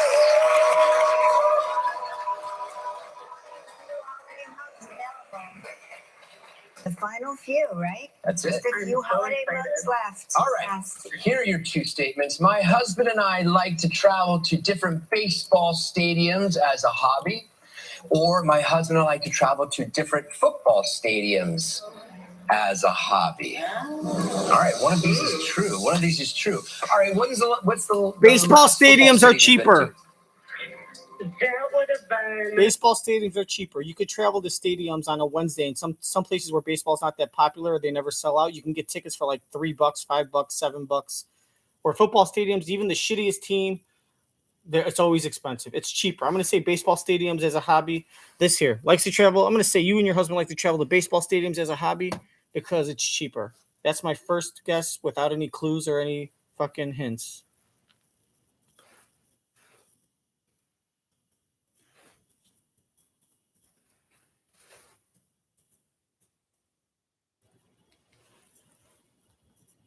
and I like to travel to different baseball stadiums as a hobby, or my husband and I like to travel to different football stadiums as a hobby. All right, one of these is true. One of these is true. All right, what's the last football stadium you've been to? That would have been Soldier Field. Okay, Soldier Field. And before that? Yeah, what was it? Ford Field? That's a lie. Okay. And are You're you not going to Packers Soldier fan? Field. Of course. Of course. So you're a Packer fan and you went to Soldier. I mean, I guess if you got the money, I don't know what their money situation's like, but if you're just traveling, like you're telling me, you would probably pay like maybe up to $300 or $400 per ticket, including the parking and travel. You're gonna spend $1,000 just to go to one stadium.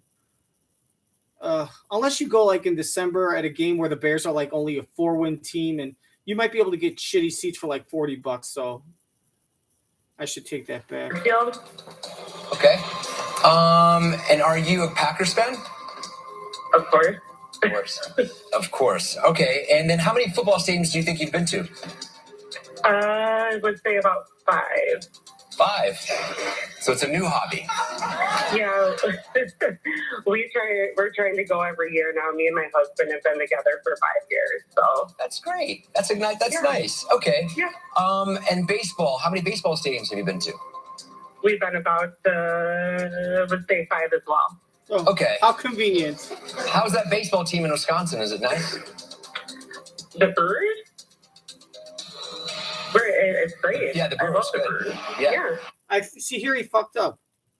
Mark Consuelos, eternally stupid since 1971. Wah, wah, wah, wah. This is end credits at a happy year. Na, na, na, na, na, na, na, na. Christmas time is near. Let's go eat some ears. Da, da. He meant to say, how's the baseball stadium in Wisconsin? And he said, how's the baseball team? And he messed up. And then he just realized he messed up and said, oh, shit, I was supposed to say stadium. And I said team. Because she's like, the Brewers? Because he was probably planning on asking her, how's the baseball stadium? And then he was going to ask her to describe it because maybe he had been there. So what's the stadium like? And she was going to be like, it's fun and blah, blah, blah. Like, describe it. But then he said baseball team and he fucked it up. You've been to? I would say about 5. 5. So it's a new hobby. Yeah, we're trying to go every year now. Me and my husband have been together for 5 years, so that's great. That's nice. Okay. Yeah. And baseball. How many baseball stadiums have you been to? We've been about would say 5 as well. Okay. How's that baseball team in Wisconsin? Is it nice? The Brewers? It's great. Yeah, the Brewers. Did he stadium or say team? Would say 5 as well. Okay. How's that baseball team in Wisconsin? Is it nice? Yeah, you meant to say stadium, didn't you? The fucking Brewers? dick-sucking bitch. Moron. It's great. Yeah, the Brewers. Yeah. Okay. Notice how I had nothing to say or add. Don't really know where to begin. Where's the bathroom the cleanest? I would have to say they're all dirty. Just say they're all dirty. Probably Miller Park. They're all equally dirty. Okay, go. All right. See, she tried to say Miller Park, which is the stadium where in Wisconsin where she's from, and it's also the stadium for the Brewers that they just talked about. So that's supposed to trick you and make you think like, wait, she just conveniently said Miller Park, which just happens to be the stadium that we just talked about for the Brewers. No, that's the reason she said that is because she had to think of a lie and her brain just went to the most common thing or the most frequent thing or the most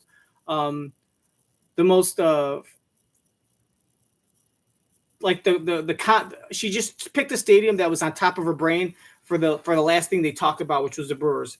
But she purposely knew you were going to think that, so she picked Miller Park, thinking you would say, oh, so you just said Miller Park's the cleanest and you just talked about the Brewers. You haven't been to any baseball stadiums. That must be the lie. Then he'll say football stadiums. She'll be like, no, gotcha. It is baseball stadiums. She said that to reverse psychology your ass because she know you'd fall for it because you're not that smart. Congratulations, you drug dealing meth slinger. Okay. You meth slinging drug dealer. Okay, go. All right. But that's the that's where the Brewers play. It's all up to you, darling. Okay. I think because you live in Wisconsin. Begin. Where's the bathroom the cleanest? I would have to say probably Miller Park. Okay.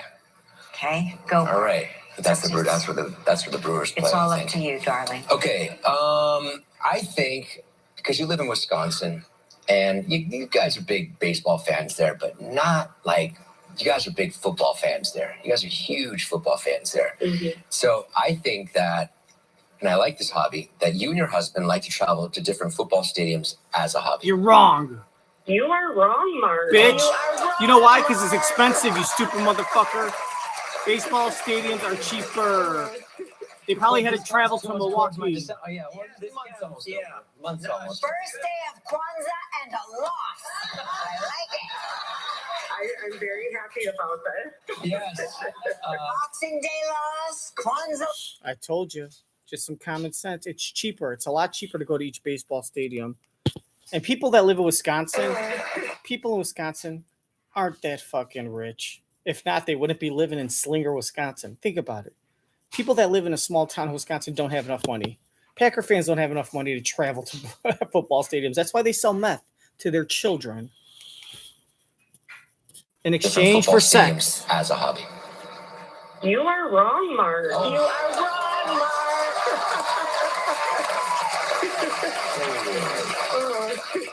Wait, this counts towards my December. Oh, yeah. Well, this month's almost over. Month's almost over. First day of Kwanzaa and a loss. I like it. I'm very happy about this. Yes. Boxing Day loss, Kwanzaa loss. I like it. I like the way this holiday's kicking off. Well, congratulations. You win a mug and a t-shirt. Now, let's see if you can win a valuable trip. All right? It's time to fall into the holidays travel trivia.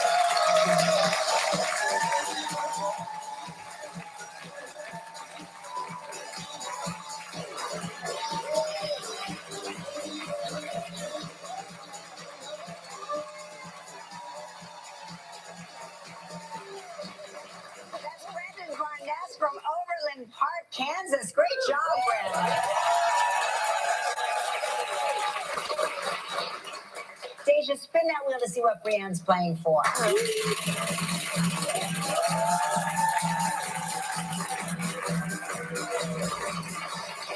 Okay, you're playing for a trip for two to the Windjammer Landing Resort in St. Lucia. Right. So this is the time where we dance like whoever the hell danced, and you get to judge me, and I try to mimic them. Oh, God, this guy's really terrible. All right. It's time to fall into the holidays travel trivia.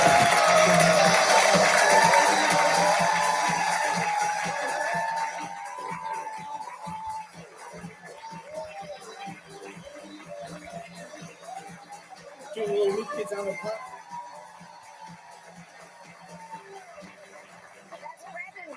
From Overland Park, Kansas. Great job, Brandon. Deja, spin that wheel to see what Brienne's playing for. Anyways, that's about on a scale 1 to 10 a 2. So you let me know what you think. I really work hard on my mug and a t-shirt. Now, as George Bush would say, I work really hard on my choreography. Laura, they're gonna take video of me. I've been practicing my choreography with my new dicks on the cock. That's the name of the group, right? I remember them back when I was in Yale for my 15th year of college. My 15th year of college at Yale was my favorite because I only got drunk 49 times the first semester. Laura, where's my scotch, bitch? All right, it's time to fall.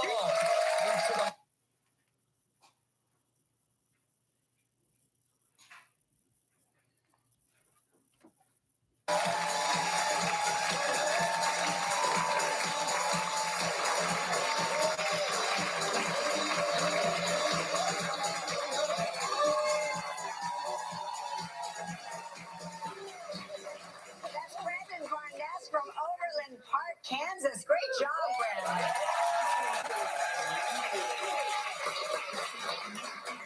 Asia, spin that wheel to see what Brienne's playing for.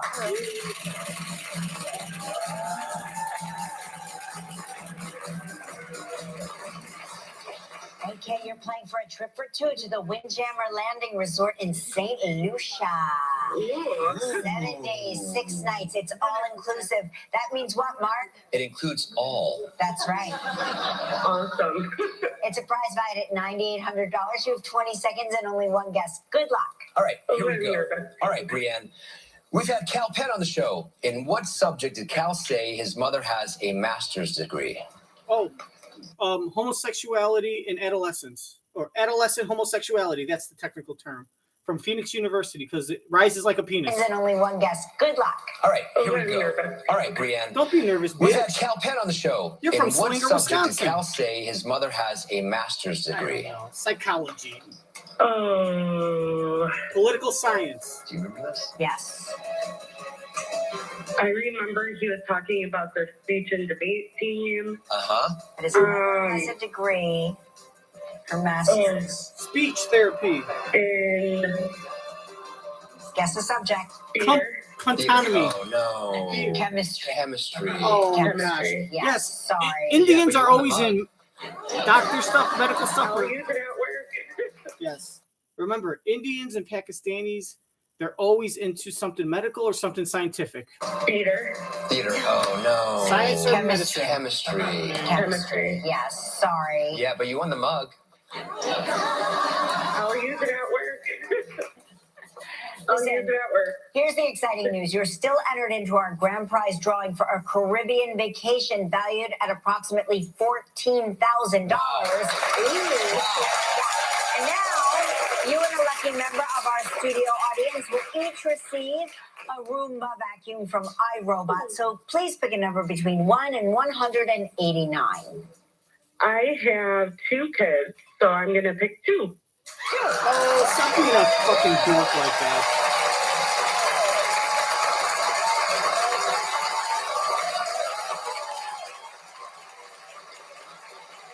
All right, Brienne, thanks for playing with us. When we return, Rosamund Pike is here. Stick around. Still ahead on Live. We'll chat with television's golden couple, Gerry and Theresa, about their upcoming wedding. A performance by Drew Holcomb and the Neighbors. And coming up next, Rosamund Pike.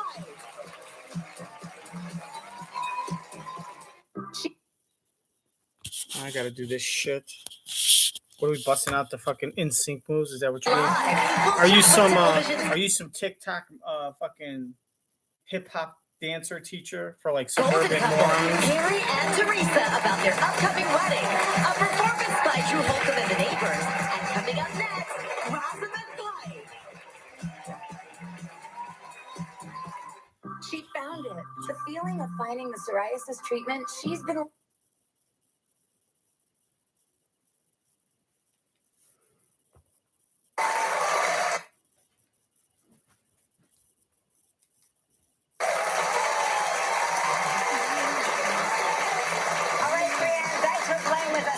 Rosamund Pike is here. Stick around.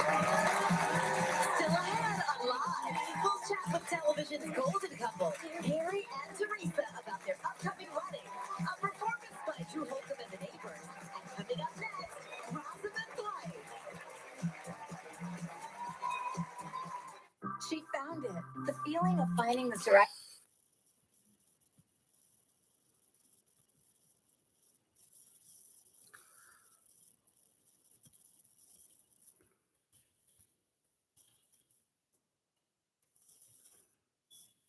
Like a Downton Abbey. Yes, Yeah. you would give. Everybody who worked for you would come to the house, the main house, on the day after Christmas, and they would receive gifts from.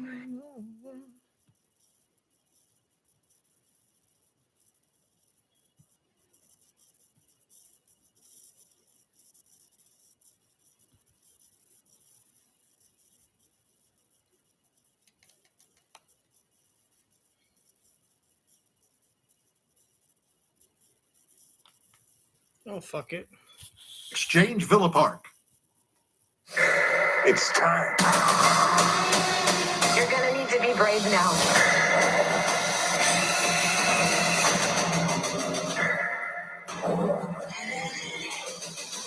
series now streaming on Disney+.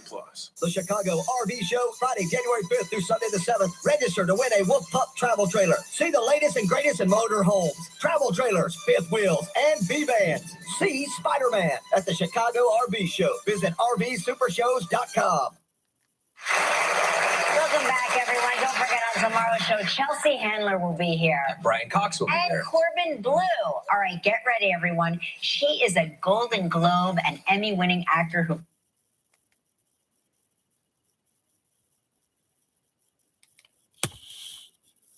Exchange Villa Park. It's time. You're gonna need to be brave now.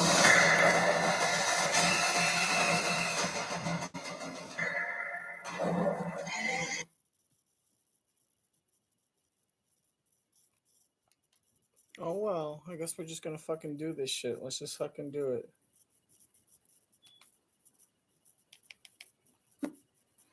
Come on over, baby.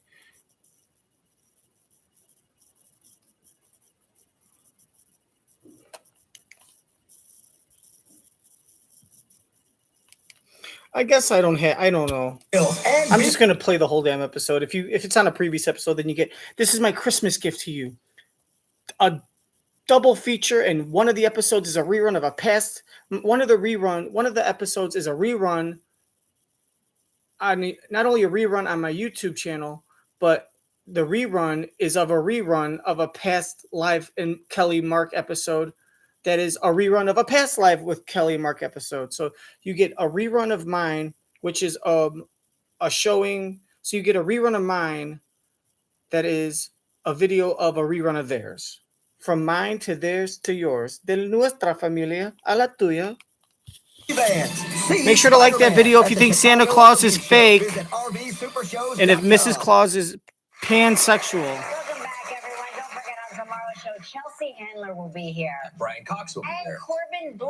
All right, I said pansexual, not transsexual. There's a difference. Look it up on DuckDuckGo. Here. Proud sponsor of the Corbin Blue. Bill and DeBlanc Get podcast. Ready, everyone. She is a Golden Globe and Emmy-winning actor who currently stars in the psychological thriller Saltburn.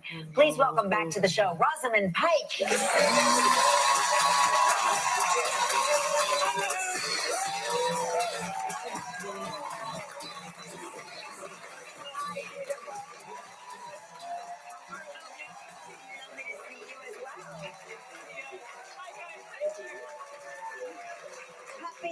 Boxing Day. Yes. What is Boxing Day?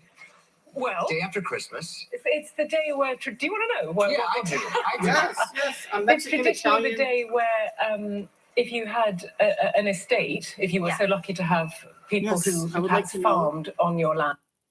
I'm an Italian, Mexican, Floridian, Illinoisan, New Yorker. I would like to know. I don't know. I'm an Italian, Spanish, Floridian, Illinoisan. I would like to know. Yes, I would like to know what Boxing Day is. Oh my God, this is gonna be so terrible. Happy Boxing Day. Yes. What is Boxing Day? Well, Day after Christmas. Yeah, do you guys fight each other? The day where. Do you want to know? Yeah, I do. Yes, I do. I'm a Spanish, Italian, Floridian, New Yorker from Illinois. Tell me, It's traditionally Rosamund. the day where, if you. Or I'll make you get reconstructive plastic surgery on your humongous chin. Jesus Christ, do they ever just, when you were a kid, did your parents just say, we're going to pass on go to FAO Schwartz and say, we're going to pass on the nutcracker? We have our daughter's humongous chin that can crack walnuts for us? Holy fuck. Jesus Christ, that thing is like the size of Ryan Seacrest's vaginal lips. Had an estate, if you were so lucky to have people who perhaps farmed on your land or helped you with a farm, Like a Downton Abbey. Yes. You mean like slaves?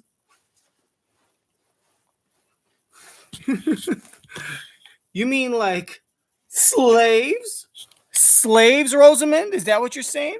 If you had property and had land and you were so lucky to have land and you had people that helped farm, if you had people that helped farm the land, oh, Rosamund, we call those slaves.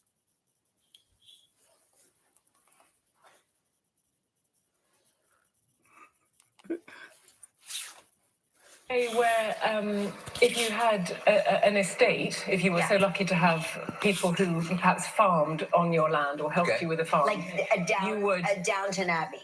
Yes, you would give. That everybody who worked for you would come to the house, the main house, on the day after Christmas, and they would receive gifts from.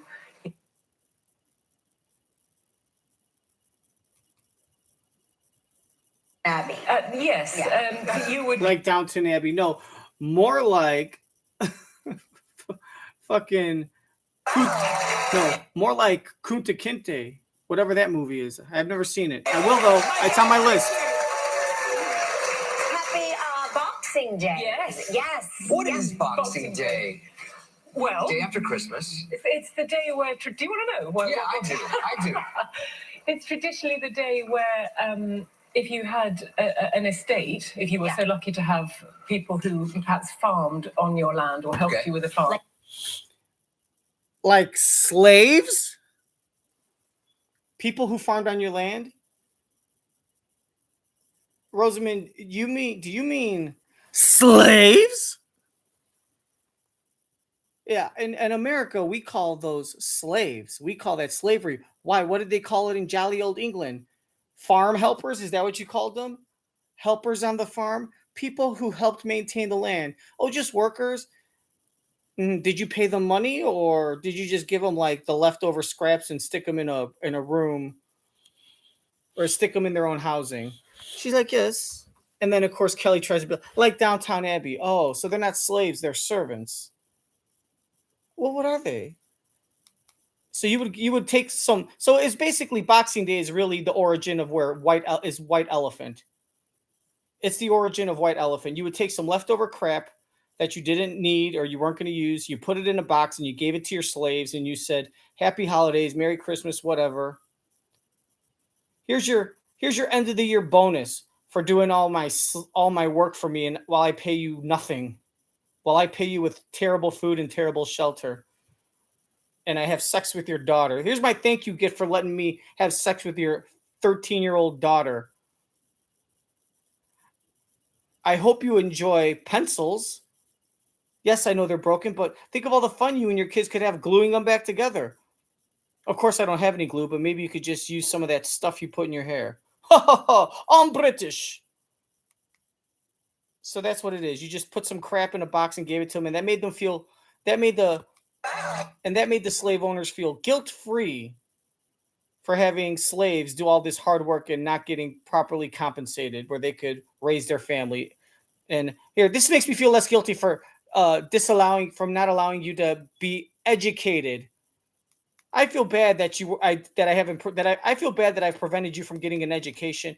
Here, have one of my old shoelaces. I threw it in a box. That I stole from you, by the way. I'm British. Happy Boxing Day.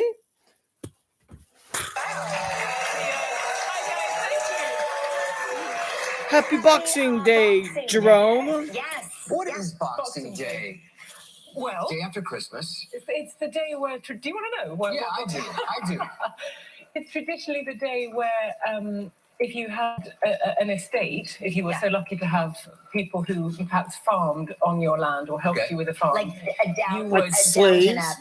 yes, you would give like slavery. Everybody who worked for you would come to the house, like slaves? the main house, on the day after Christmas, and they would receive gifts from. The family. I don't know where I've just plucked that out of my mind. It might be completely wrong. It could be completely wrong, but I said it with such conviction that you would believe it. I think that somebody else has told that sounds correct. Okay. That sounds right. Yes. Now, around here, New Year's is just a few days away, and we always panic about getting our resolutions in order. Yep. Do you practice that? Do you try to resolve to do something or achieve something or quit something? Like remember to take the rubbish out. Yeah, things like that. Yeah, I do things like that. Like I've even got sort of alerts on my phone, put the effing rubbish out. So Yes, I will endeavour to do that without the alert, and maybe watch. I'd like to watch some more TV this year. I know that sounds, but I would some like really to. good stuff out there. I feel that one thing, a misconception about actors, I think, is some people don't know the length of the hours that we work when we're on the film. So I've just finished a film before Christmas, and you're going to work at 6 and coming home at 9, and and by that time you've got to go to bed because you're up. Yeah, you have to get up early. And so I want to make some time for TV. Oh, good for you. Good. You recently, May I suggest Downtown Abbey? you were living in Prague. What is that city like? I've never been. Is it? It is like a fairy tale city. You look out and it takes your breath away. It is the Europe of dreams. And this year before Christmas we had snow.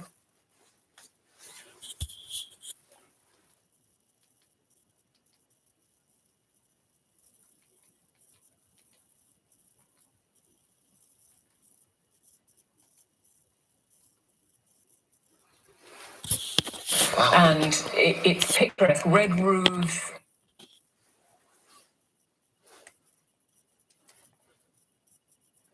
Misconception about actors, I think, is some people don't know the length of the hours that we work when we're on a film. So I've just finished a film before Christmas, and you're going to work at 6 and coming home at 9, and and by that time you've got to go to bed because you're up. Yeah, you have to get up early. And so I want to make some time for TV. Oh, good for you. Good. Recently you were living in Prague. What is that city like? I've never been. Is it? It is like a fairy tale city. You look out and it takes your breath away. It is the Europe of dreams. And this year before Christmas we had snow. Wow. And it's picturesque, red roofs, bridges over a river, a small city, spires, no high rises. Yeah. It looks like the city from a fairy tale. And you were there for quite a while, right? I've lived there for 4 years shooting The Wheel of Time, which is an Amazon show. And, we've gone all over the Czech countryside. We've been to other neighbouring countries like Slovenia for amazing landscapes. And then we've had if you've never seen the show, it's a fantasy show with huge world building. And so they built cities on the back lot of stages in Prague, and it's been wonderful. But your roots are in London. Yes, and I miss it. And do you What do you miss the most when you're away?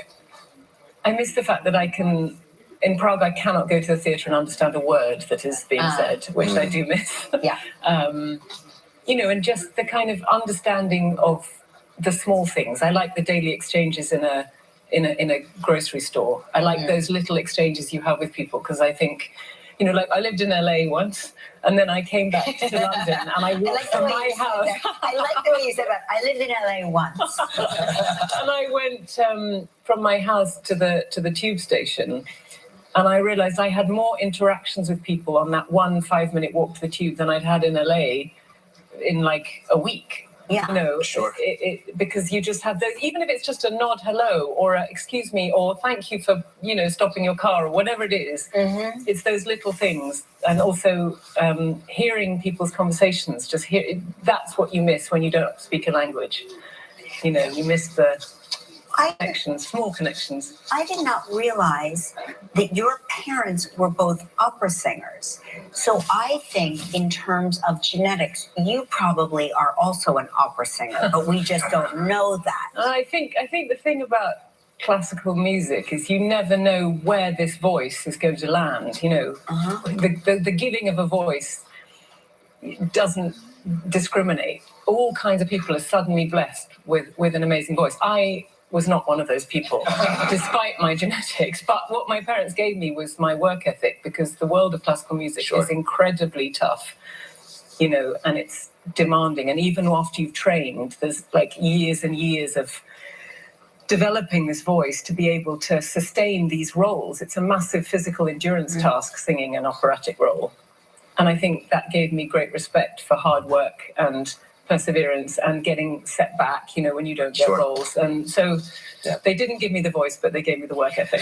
Okay, so let's put a pin in opera. Can you sing, though? I bet you can sing. I bet you have a beautiful voice. I'm not going to... Do you want to sing something together now? You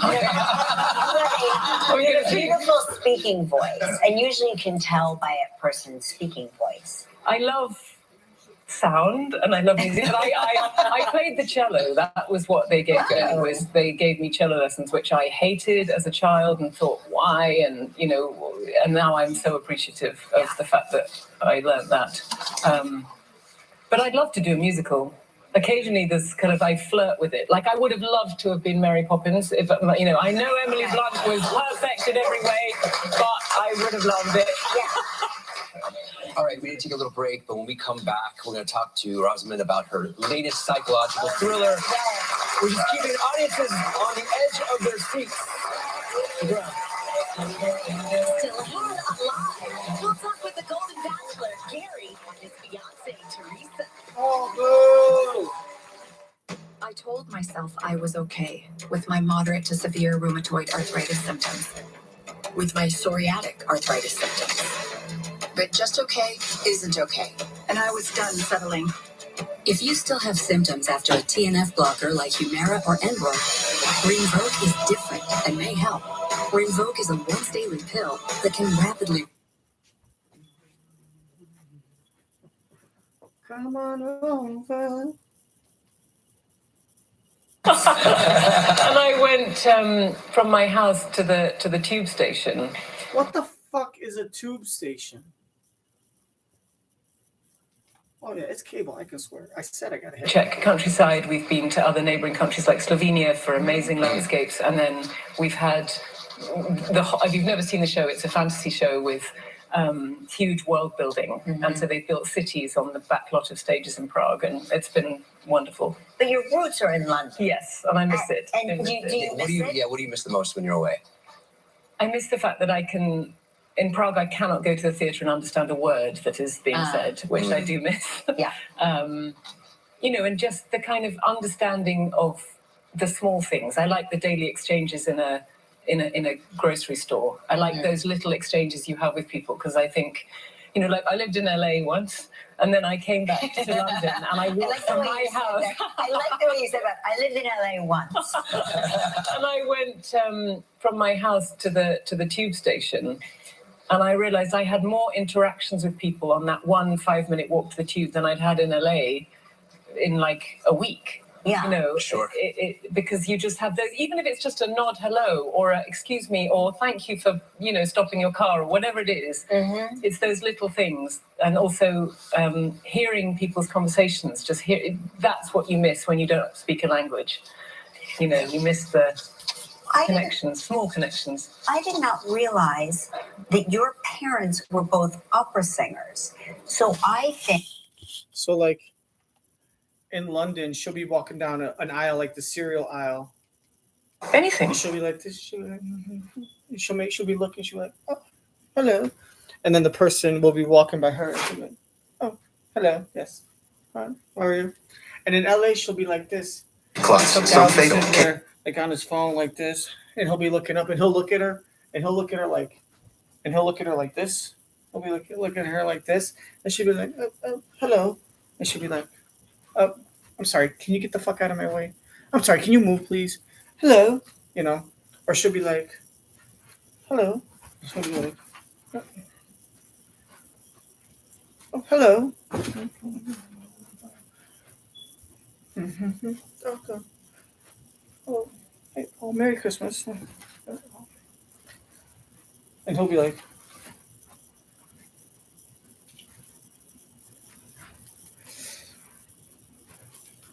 okay. Hello. Including TB, serious infections and blood clots, some fatal, cancers including lymphoma and skin, heart attack, stroke, and GI tears occurred. People 50 and older with a heart. You know. Hey, you ready to check out? Oh, yes, please. Thank you so much. Hello, how's your day? You got any coupons?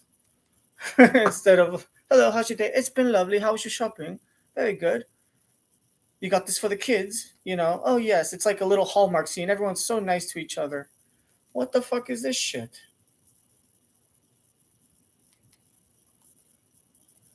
All right, fuck, marry, kill these 3 girls. I'm sorry. Make love, marry. And I brought cupcakes. What the power of Yes, five? instead of fuck, marry, kill, we now play make love, civil union, or kill. With Robin Roberts. Getting ready to kiss 2023 goodbye. Wednesday night on ABC.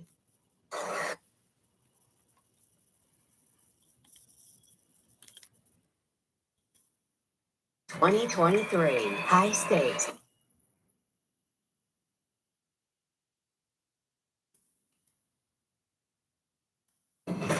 And easy?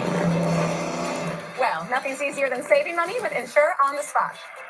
Call Insure on the Spot today at 773-202-5060 or visit insureonthespot.com.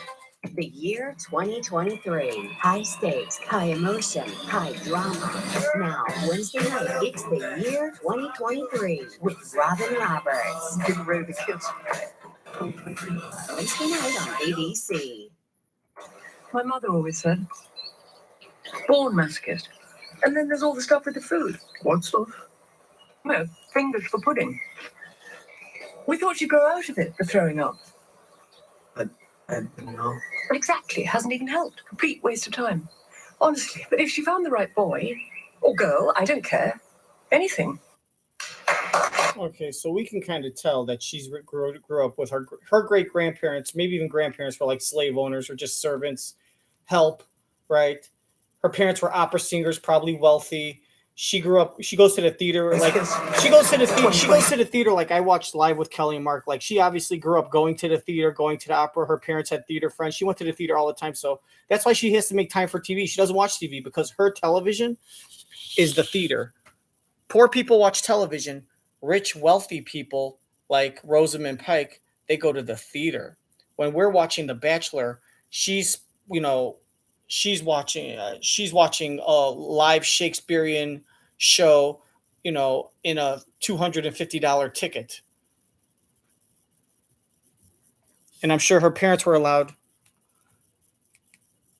to go, or were able to go study opera singing and do all that because Rosamund's grandparents were wealthy, probably because they got passed down land and wealth from their great-grandparents who owned slaves all through the 17th and 18th centuries. And the 19th centuries, they just called them servants. And then servants became help. But it was all the same shit. Which is slightly better food. Instead of ramen, we gave you spaghetti. My mother always said, born masochist. And then there's all the stuff with the food. What stuff? No, fingers for pudding. We thought you'd grow out of it for throwing up. I didn't know. But exactly, it hasn't even helped. Complete waste of time. Honestly, but if she found the right boy or girl, I don't care. Anything. That's a scene from the incredible movie Saltburn, of course, starring the Golden Globe nominated Rosamund Pike.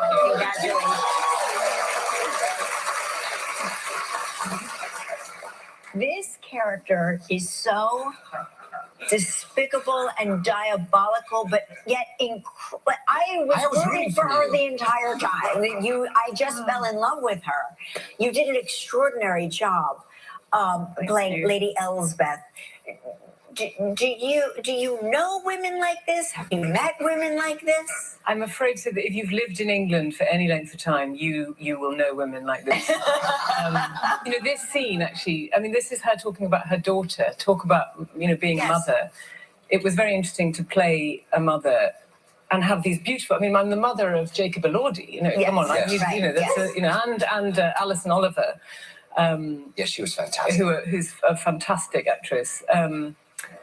And it's the most unmaternal role I've ever played. She's almost entirely disinterested in her own children, and she's one of these people who needs to have an outsider come into the family group because it helps her avoid having to actually deal emotionally with her own family. So this scene is her talking about her child's bulimia in an incredibly sort of offhand way, which I think is what's so shocking about the character, but we also find it funny because we can't believe that anyone would say that. It's so shocking that it makes you laugh. Yeah, it makes you laugh because she just comes, and she's delusional on many levels. She thinks she's this kind, caring person because she, has people who are less fortunate than herself to stay. Mm-hmm. But then she just is so blindly ignorant that it makes us laugh. And it's, Is there anything you liked about her? I liked her clothes. Her shallowness, it was so relaxing. God, I played so many clever, serious people. I've recently been doing a film where I play a paramedic, so I've been training with the London Ambulance Service, going out on shifts with them, really seeing it, and playing Elspeth, who's a grand lady who does absolutely nothing with her life. Yeah. Was just, But I said it's a bit of got to a- be freeing to It's quite lay freeing. someone's completely unaware. Yeah, it is. And the other thing about her is, something, very profoundly tragic happens to her in this film. It's a film, this Saltburn, which Emerald Fennell has written brilliantly, which plays with your emotions. You think you're watching one film, and then you realize, oh, no, it's something completely different. It goes from making you laugh to making you cringe to making you feel turned on to making you just be silent with horror. And when something very tragic befalls Elspeth, she protects herself immediately by just shutting down all systems and kind of looking the other way. I'm going to get an erection. Which people do in the UK. It was kind of the thing that got people through the war, actually, was sort of thinking about lunch or dinner. Yes. Having a sort of social ritual to focus on. Yeah. So it comes off as very kind of uncaring, but it's actually a strategy, a coping mechanism. Well, you're brilliant. You're really brilliant. Thank you so much for stopping by. Thank you so much for stopping by. No. Saltburn is now streaming globally on Prime Video. Up next, Gerry, the Golden Bachelor, and his fiancé, Theresa. Tomorrow on Live, Chelsea Adler. Why do dermatologists worldwide recommend La Roche-Posay? Effective skincare like La Roche-Posay Double Repair Face Moisturizer delivers double action to help repair skin's barrier and provide 48-hour hydration. I'm going to get a boner watching this movie? From who? It's not going to be from you, Rosamund. Although I did just Google image Rosamund Pike side boob. And you know what? Couple shots of cognac, you can get it.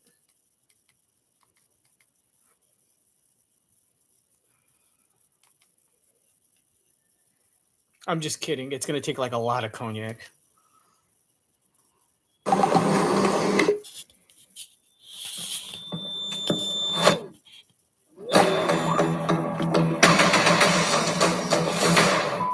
Three, 2, 1.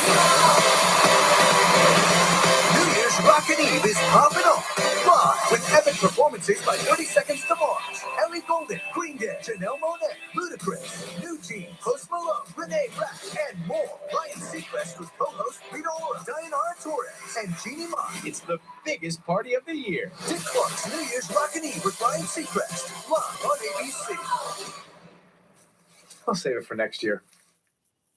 I came to the realization that you're not the right person for me to live with.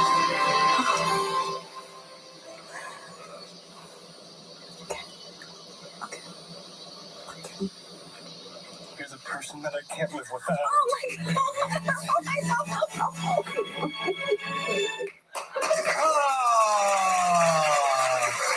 That was a twist. Our favorite Bachelor is off the market. Gerry Turner proposed to Theresa Nist on The Golden Bachelor, and now wedding bells are ringing. Please welcome the golden couple, Gerry and Theresa.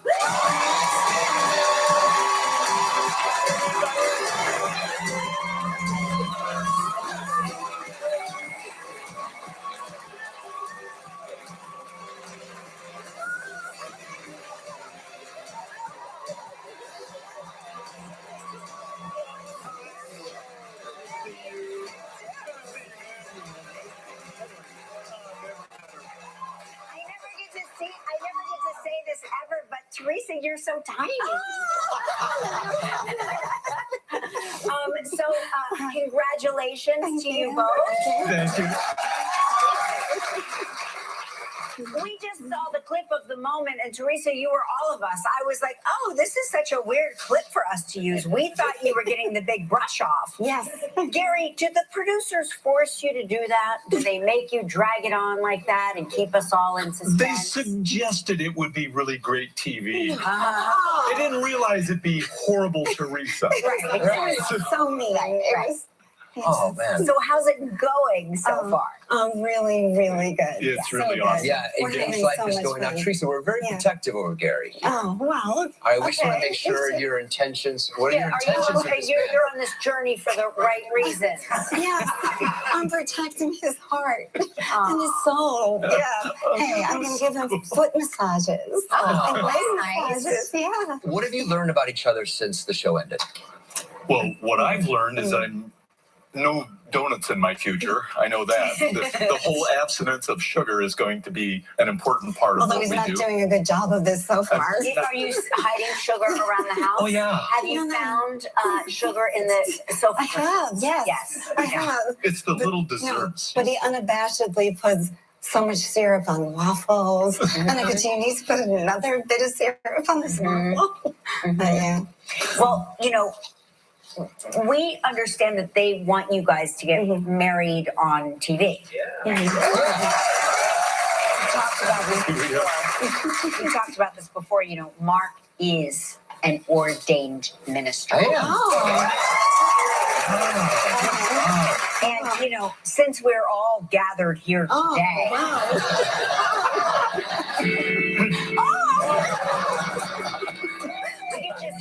we could just do the wedding right here. Yeah, we can just do it We right can do it right here. Look, Yeah. look, I have flowers. We have flowers. I have rings. Oh, you have rings. Yes. Oh, look at this. This is perfect. Take your rings. Yes. Okay. Okay. I have a boutonniere. Okay. Yeah. I love that. I just have a few questions. Teresa, do you plan to cherish and honor Gary in sickness and in health? Yes, I plan to cherish Gerry in sickness and in health. Gary? And then I do indeed cherish Theresa in sickness and in health. And Gary, do you plan to love Teresa now and forever? Oh, I do plan to love her now and forever. Teresa, ditto? I do plan Ditto. to love Gerry. Well, by the authority vested in me and with the show of Life with Kelly and Mark, I pronounce you as my wife. You may now suck on your ring pops. All sugar. There we go. All sugar.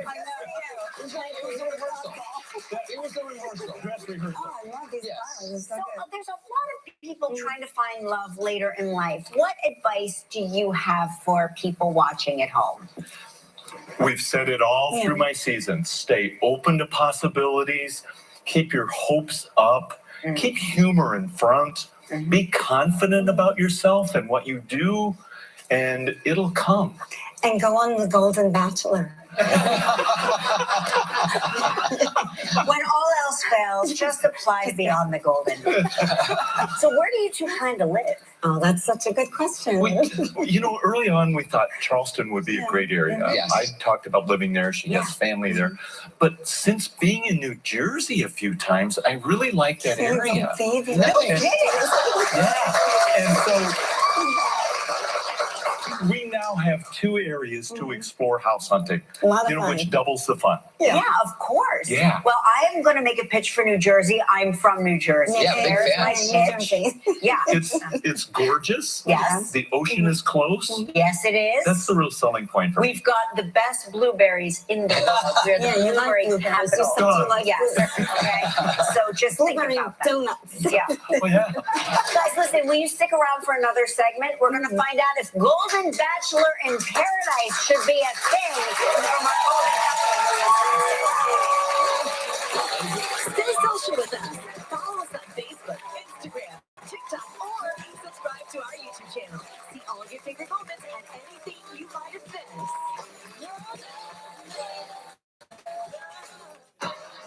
This feels so uncomfortable. Next time, Chelsea Handler talks about her comedy tour. I love that question when people go, what can we expect from your tour? It's like sadness.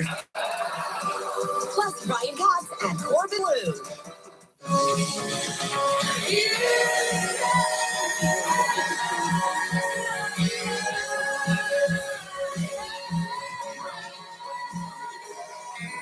Pandora.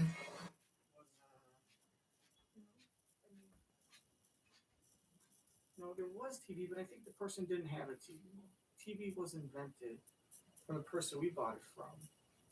But I think the person, when it was built, like the person before, 2 people before my parents owned it, was, TV wasn't invented. And then the person I had before, I think, was just an older man, didn't have TV, just didn't choose not to have it. It's a small town. It's like, what does he need to watch CBS, NBC, and ABC for? It's just a town where people, it's an outdoorsy town. People go and they hunt and they hang out, and probably still listen to the radio. Even if TV was around, the guy was probably born in 1900 or 1890. So. Today. Starting your day off bright. And yes, putting a smile on your face too. Eyewitness News This Morning and Good Morning America. We want you to know that every morning we're right here and we got you. Yep, we got you, Chicago. By the balls. Gerry Turner and Theresa Ness. And this is the question that people want to know. Do you think the Golden Bachelor in Paradise could be a thing? Oh my God, I think so. That would be so good.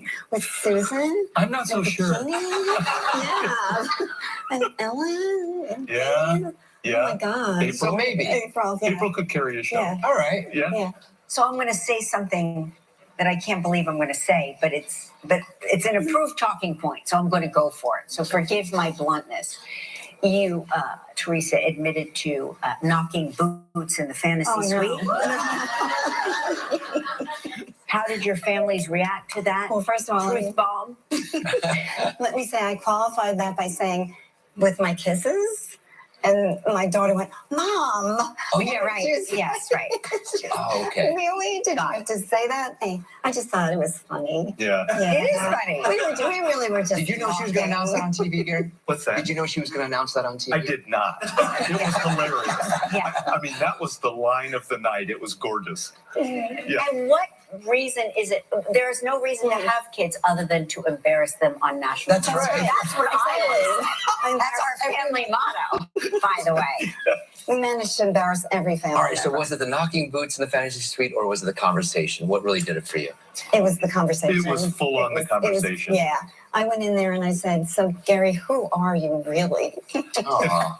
No, we really. Because he seems too good to be true. Yeah, he was too nice. Yeah, Right. yeah, like he was too nice. Nice. No, it's true. He You've been was on the show still- several times, and I'm always looking for. I'm like, I just don't see the dark side. I Right. try, Right. I try to find a way in, and it seems all very. They really mean a lot of lightness. do something. When you guys watch the show back now, does it cause anything? Did you like, oh, I didn't know that happened? Are there any conversations to be had? There's a number of things that I've seen that I didn't know happened. And some of it I was glad I didn't know because I think it would have changed my mind a little bit at times. Sure. But then from the other perspective, it's like when you watch some of it back, you realize how much of an impact it had on each of those women at any given moment. Right. So, I mean, some of it was not. No, some of it, it was difficult for me to watch Faith crying, and I really haven't seen the final episode yet.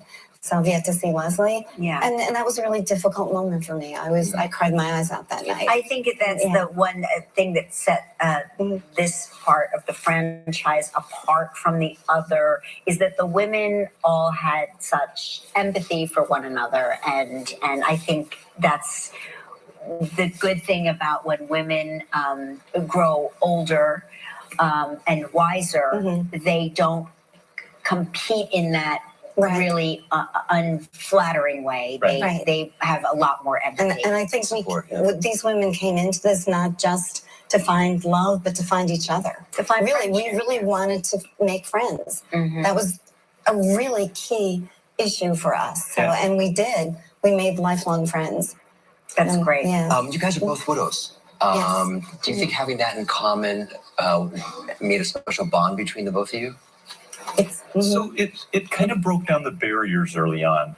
We didn't have to worry about getting to know each other and finding the right language and so forth. But beyond that, it was like a completely earned relationship. We had to go through it just like we weren't widowers, or we had to start from the beginning and do all the building blocks. Yeah. So I'm sorry. No, go. I think I had a difficult time really being myself and forgetting that there were cameras around. Yeah. And it wasn't really until that dinner, and then going into the fantasy suite. Yeah. And Yeah, but it was really, we've discovered we have so much in common. Yeah. Yeah. And I don't think, I think having cameras everywhere is weird. I mean, I honestly, I would not, and I like live practically here. Yes. But you know, when I go to bed, they're not here. When I have private conversations, they're not here. I really, my hat's off to anyone that can participate in a social experiment like that, because I think it's very difficult. I think it's a lot harder than people realize. Yeah. Well, we wish you guys the absolute best. I can't wait to watch the wedding, January 4th on ABC. Best of luck. Best of luck, guys. It was so lovely to meet you.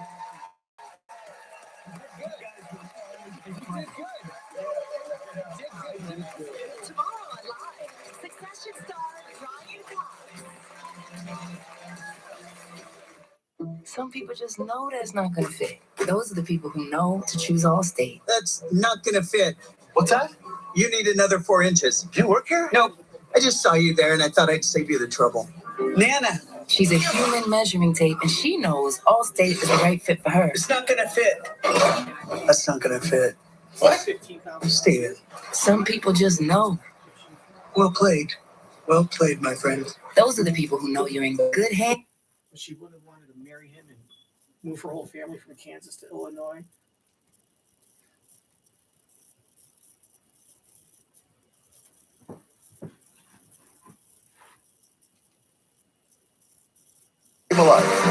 Appointments are strong.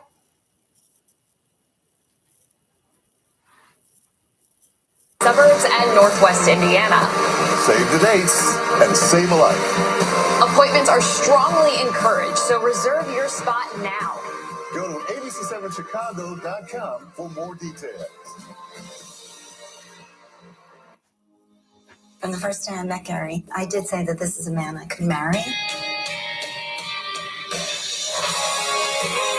There's hope that I have someone that I can enjoy the rest of my life with.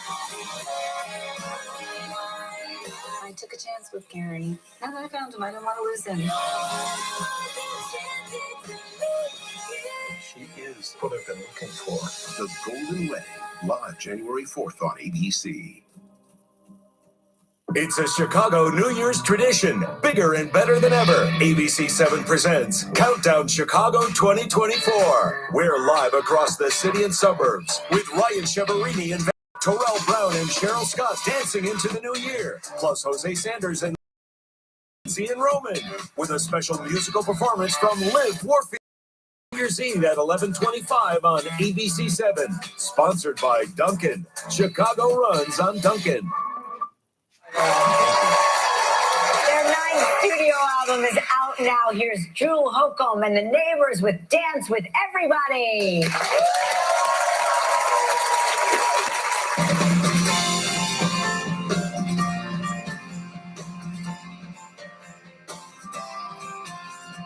Walk into this room, you hardly knew anyone. A sea full of strangers crashing on the runs. When the band strikes for the end of the night, strangers no more. I wanna dance with everybody who came through that door. Whoa, we'll all go. Whoa, shake up your soul, throw your hands in the air, throw your hat in the ring, throw your hips and your heart into everything. Get lost in the crowd, get down on the floor. I wanna dance with everybody.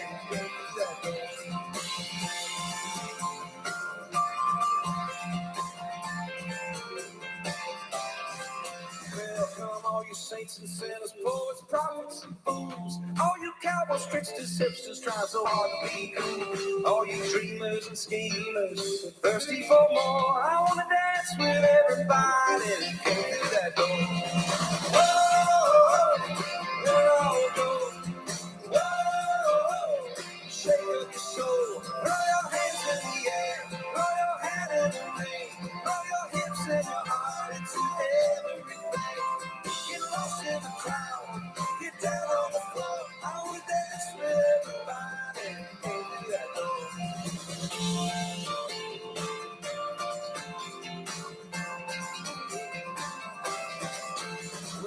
put aside our differences. Lace up our shoes. Let's narrow the distance between me and you. Meet me in the middle.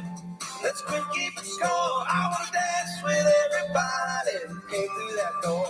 This night is always fire like never before. I wanna dance with everybody who came through that door. Oh, let it all go.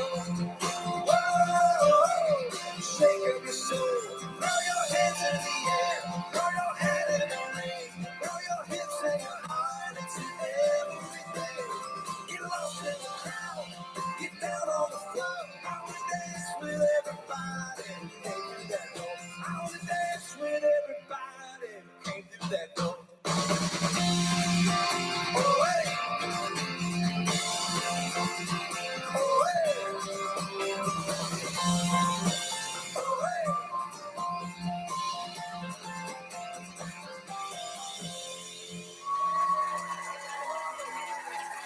If you love watching our show from home, now's your chance to see it live and in person. You can check out all the stars, be part of the show, and maybe even win a prize. It's exclusive. Don't miss out on all the fun.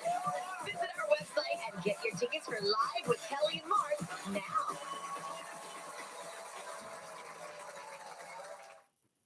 Did you know most dish soaps don't remove all the grease, even with scrubbing? What? I just cleaned them. Try Dawn. While away because I just cleaned them.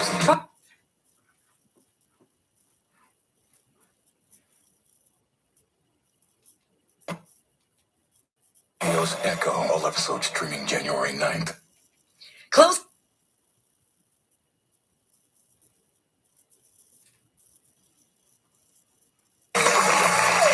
Welcome back to the inbox. Oh, I love this so much. I'm a part-time stay-at-home mom. This is Elizabeth Kennedy from Middlebury, Connecticut. We watch live every Monday and Friday, and my 7-month-old baby, Henry, is obsessed with the show. It's the only time he sits still. That's so nice. Yeah. No, that's good. He can't reach the remote yet. That's why You can't change the channel. You can't change the channel. Marcia Smith from Glendale, Arizona said, my husband and I visited New York City our first morning with. He can't stop watching. No, he means he can't stop. He can't stop. Like he can't stop. Like he can't stop watching. He doesn't mean like he can't stop watching. She means he can't stop watching. Like he wants to stop, but he can't because he can't reach the knobs. Kennedy from Middlebury, Connecticut. We watch live every Monday and Friday, and my 7-month-old baby, Henry, is obsessed with the show. It's the only time he sits still. That's so nice. Yeah. No, that's good. He can't reach the remote yet. That's why You can't change the channel. You can't change the channel. Marcia Smith from Glendale, Arizona said, my husband and I visited New York City our first morning. We walked to the Live with Kelly and Mark studio. You're both so kind and gracious to your audience and your guests. Mark came over and talked to my husband at the commercial break. Where was I? What was I doing? You were talking to somebody else. I was talking over that side. Yeah. That is true. We tend to go like this. Yeah, we go and then we opposite go ways. like that. This is from Nancy McCauley from Ontario. Thank you for helping me celebrate my 70th birthday at your show and being your tribute dancer. Aww. Oh, I remember her. Yes. Yes, of course. She was great. Yes, she was great. She was great. Check this out. Ellen O'Hurley from Old Saybrook, Connecticut said, I was bummed last week while away because I was going to miss your show. And then I went to breakfast at the Coffee Pot restaurant, and there you were. Look at us, Mark, and look at our tiny newborn baby children. Where is that? Where's the Well, I guess based on that picture,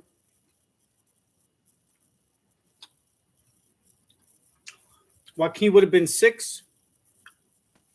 She would have been 8.5.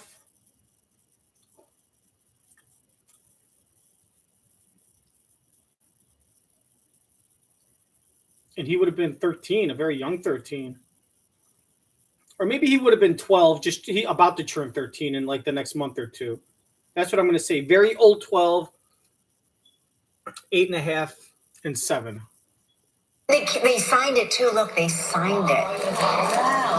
Where is the coffee pot restaurant? Yes. I don't know. I don't know Why are you either. asking me I that? know, because you were there. I don't remember. Hey, a lot happened between this moment and now.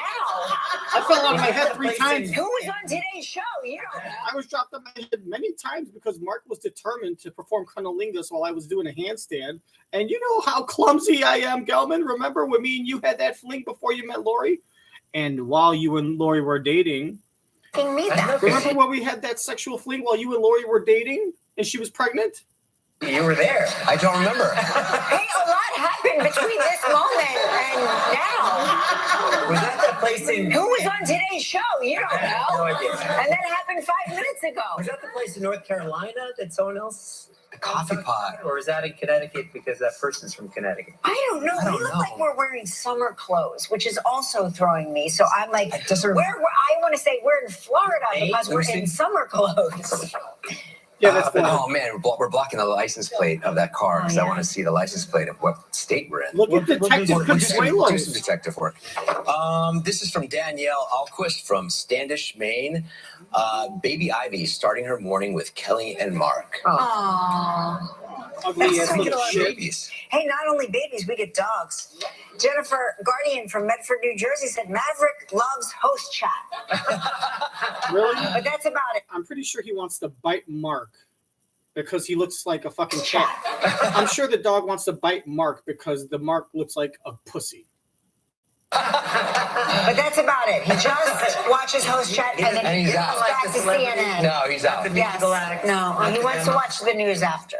The View. He watches The View. Plug your other show. From Friendsville, Tennessee. Look what came in the mail today. Oh. Ooh, a little Remember romance. when you were the cover model for a romance novel? Yeah, that was about 30 years ago. I have a copy of that in my dressing room, as a matter of fact. And I masturbate to it all the time. Hey, don't forget on tomorrow's show. And so does Misha Gelman. Well, I wasn't supposed to tell you that. Hey, don't forget on tomorrow's show, Chelsea Handler will be here. Oh, and we have Brian Cox on the show. And Corbin Blue. We'll see you tomorrow, everybody. Bye.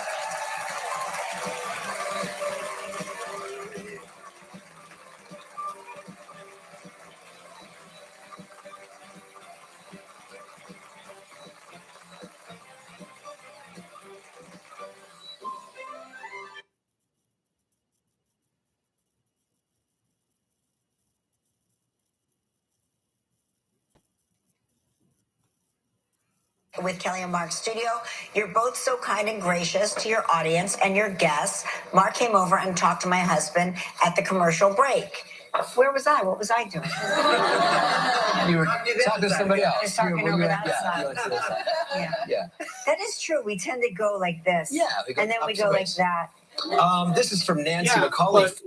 But we don't want to hear about how you guys have sex in your daughter's bed when she's in London. Can you tell us about how you split up after you go to commercial break? From Ontario, thank you for helping me celebrate my 70th birthday at your show and being your trivia dancer. Oh, the trivia dancer. That's right. I don't remember her. She must have sucked.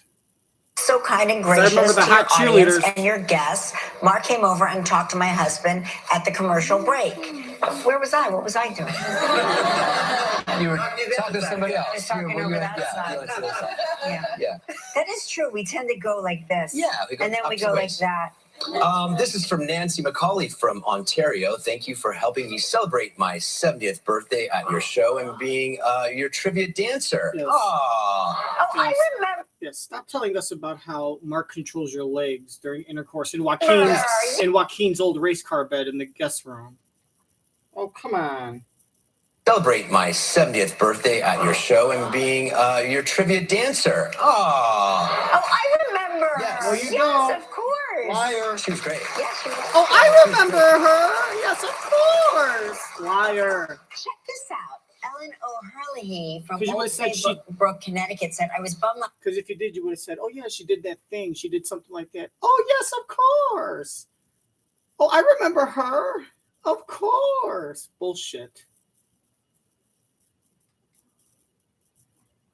Rocks the boat. As we celebrate music's highest honor, the Rock and Roll Hall of Fame, featuring electric performances and iconic inductees: Sheryl Crow, Willie Nelson, Chaka Khan, George Michael, Rage Against the Machine, Kate Bush, Missy Elliott, and so many more. To be standing here means so much to me. The Rock and Roll Hall of Fame induction ceremony, Monday, January 1st on ABC, and stream next day on Hulu. You have to have a dream, a goal. You have to be willing to work for it. We are not going to stop chasing the dream with pencil. Look up not giving up in the dictionary to fix what my wife can be with. You're one of the strong ones, okay? Just remember that.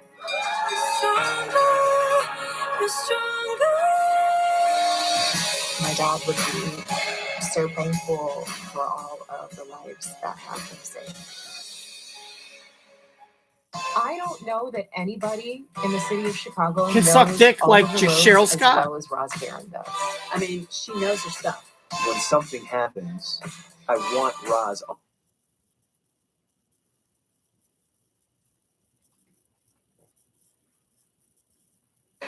I don't know that anybody can suck cock like all of the roads as well as Roz Barron does. I mean, she knows her stuff.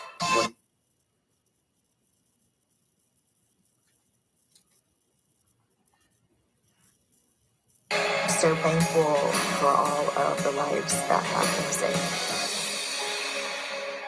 I don't know that anybody can suck cock and guzzle cum as well as Roz Barron does. I mean, she knows her stuff. When something happens. When my dick gets hard, I want Roz to suck my dick and get me off.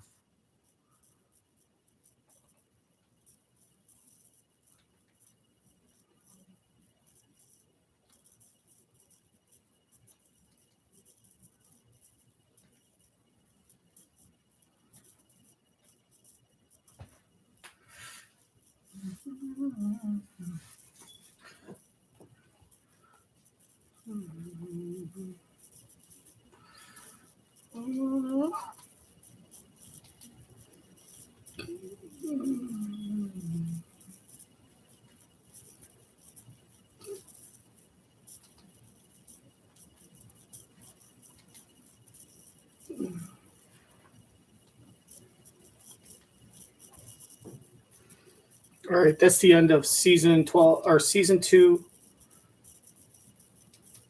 Season 2, episodes 78 and 79 of the Christmas episodes, I think.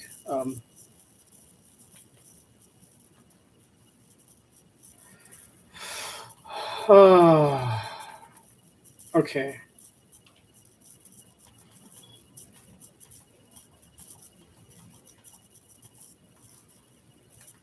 Okay, season 78 to episode 78 and 79 from December 25th and December 26th. 78 to 25th and 79 to 26th. Rosamund Pike, Gerry Turner. Well, no.